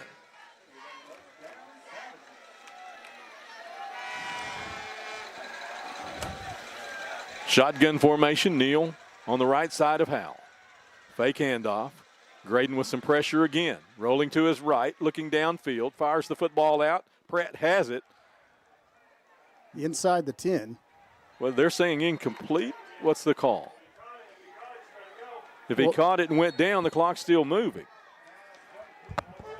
It is complete. 1:42 left. The clock is not moving at the moment. They got to move the chains, right? No, that wasn't a first down. So what's the call here? Is there a penalty? I don't see anything. They're lined up. But why aren't they now the officials haven't signaled to start the clock. They're talking things over. I don't know what's happening. I didn't see a penalty marker. It's a complete pass. Here we go. Incompletion. Incomplete pass, so it's going to be, we'll back it up. We'll play 2nd down, but it'll be 2nd and 10 rather than 2nd and 3. Incomplete stops the clock, which that's probably better than a completion and have to take a timeout there, honestly. Yep, you're right. Snap to Howell. Fake handoff to Neal. Steps up to throw. Nobody open. Well, these Black Diamond defenders really doing a good job. Thrown to the corner. Oh, just out of bounds. It's caught, but out of bounds. Was that Pratt? That is Pratt. And he was flying. Or no, that's Brannon, I think. I think it's Pratt. It is Pratt. Man, he was flying. He had to elevate to get to the ball and get it in his basket, but then he just couldn't get his toes down in bounds. He was about a foot out when he landed. 1:34 left on the clock now. 3rd down and 10. I'd like to see that replay. He did catch the football. Oh, he definitely. Oh, he was about a foot out of bounds when his feet came down. Here we go. 3rd and 10. Howell with the snap. Pressure from the outside. Fires the football into the end zone. It's picked off, and down he goes, and that's going to do it. It's going to be the ball game. That's going to do it. The Savages are going to lose at home in this battle of the top fives tonight as they turn it over inside the red zone with 1:27 left in the football game. Yeah, and that is the 2 red zone turnovers. Very costly to Broken Bow tonight. Certainly did a good job driving the ball down the field. It's going to be a very even game statistically, but the only statistic that matters at the end of the night are those 2 scores. 40-28 looks like it's probably going to be our final here as the Black Diamonds can kneel it twice and take home the victory. They'll be tied with Ada atop District 4, and they will get 12 bonus points for the tiebreaker. Savages will lose 12 of the 15 that they gained against Glenpool. Skip. Savages calling timeouts here. Yeah. And I mean, I get the competitive spirit of it, but you need 2 scores. Yeah, but here's the thing. Sallisaw's not in the victory formation kneeling the ball. They called a running play, and the guy's actually trying to churn out yards. They could get ripped out of there. I know, but I do think they know that Broken Bow has 2 timeouts as well, though. So they need to stay competitive. I think if we had the ball, we'd do the same thing. So, but I think it's academic. Unless there is a turnover here, to your point. Yeah, there's nothing else that's going to save us. And even then, we need 2 scores. We need 2 touchdowns for that. Yeah. I mean, they can run one more play. We call timeout. And then then it would be 3rd down. And then if they don't make a first down, I mean, they're going to use their timeout and punt with about 30 seconds left or something like that, depending on how long the play lasts. Broken Bow crowd begins to file out of the stadium here. The Sallisaw crowd, of course, very much in place awaiting the victory here. Quarterback keeps to the left side. The Savages put the hat on him. They do put that was Cale Ginn getting a big blow in at the end of the game. Along with Pratt. Savages will use that final timeout and stop it with 1:16 left. It will be 3rd down and 10 from the 20-yard line. Savages cannot stop it again, so this would be 1:16. If they reset, would take 25 seconds, so they would punt the football back to us with somewhere around 45 to 50 seconds left in the game. And we will have a chance at another possession, but again, unless we can get a quick score and somehow recover an onside kick, we really don't have much of a chance here. Stranger things have happened. But we got to get the. Granted, we have to get the stop here. Of course, I don't think they're obviously not going to. I mean, I would think they weren't going to throw it. I think they will try to take a lot of time off, but they'll probably run to the boundary with the instruction of the ball carrier to go down before you go out of bounds. Jimmy Brown, Jackson Porter, Bentley Brown, and they have trips out. Cale Ginn. That's your line across the front. Straight drop, looking to throw this middle screen here, and the Savages defend it well. Wow. 1:09 left, and now the clock will run. They still have not reset. We've got the 40-second clock moving. There's no timeouts left. Savages with 30, so they don't have to snap the football until 30 seconds left on the play clock here. Here's the thing, and they're probably going to call a timeout, but I doubt. Again, I think they'll let it run down and take the timeout with 1 second left on the play clock, which should be about 29 seconds, I think, on the game clock. Let's see where it's at. 10 more. They here's the dilemma. Timeout, 28.9 seconds left. And you know what? You could just let it run out and take the penalty and hold on to your timeout, honestly. Yeah. What difference? That's what I was getting. Yeah, you could take What difference does it make, right? It's a delay of game. Yeah. So you get penalized, but then there's probably 3 seconds left. Well, following a timeout, they won't restart the clock, though, right? No, not until the ball snapped. Yeah. But here's the thing: they will line up in their end zone now, and they'll rugby style this thing out. Graydon's going to try to return it, but it's academic. We might go for the block though, because then they would have to kick it back to us. Of course, you still have to score twice, but. Just looking at body language, I say we look defeated, and most likely we are. But let's play hard until the final buzzer here. Yeah, see what happens. Maybe they get it. Hey, they have really played a pretty mistake-proof football game thus far as turnover. They've committed some penalties, but it'd be a nice time if you do have a rugby style to have a bad snap. So the Black Diamonds will send the punt unit on. 28.9 seconds left. 10 seconds left on the play clock here. That is not the punting unit. That's the offense. They're going to just kneel it, I think. Or run out of the back of the end zone. He's going to scramble around. That's a safety. Take a safety, yeah. That's what he's going to do. 21.1 seconds left, and it'll be 40-30. So they lost 2 of their tiebreaker bonus. And we gained 2. Yeah. And maybe that's the thing. Even if you think it's impossible to win, you still go put obviously you play until the final whistle. Yeah. But if you can get a kick return for a touchdown here, even if you still lose the game, you still give yourself some tiebreaker points. Right. So it's worth playing as hard as you can, no matter what. Stay competitive. Play hard to the buzzer. Not sure how much audience we might have left at this point with a 10-point football game, but I do want to thank our sponsors one more time and remind you about this important bond election coming up on October the 14th. Be sure and get out and exercise your power by casting your vote. Try to renovate our stadium here, make what is old new again, and put ourselves in a much better situation with safety and security for our young children, our elementary age children. Put everybody put everybody over onto the same campus footprint, build some safe rooms, and get our kids away from high traffic and lots of noise. This school has to go away. Bennett has to go away no matter what. So it's a matter of time, and we'll have to figure out how to execute. So the best thing to do here would be to go ahead and put this design in action. If you've not seen the renderings, they are available in town if you want to call our administration office. Here's a kick. Graydon is back. He's going to pick the ball up off the bounce here. You get a chance to return to the 40-yard line, cuts outside to the 40, back to the 40, 45, and he'll go out of bounds with 12 seconds left. And almost into the stands. Graydon wound up right here by the rail.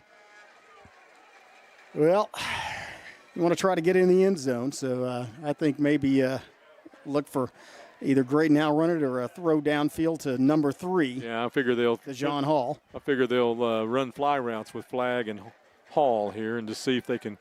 Oh, that's Blake. They got Blake in the game. And probably have Graydon in formation.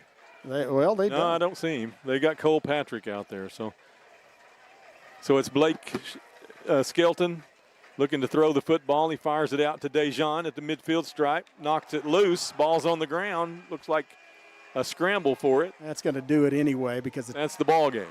Black Diamonds have defeated the Savages and will stay atop District 4 as number 4 defeats number 5.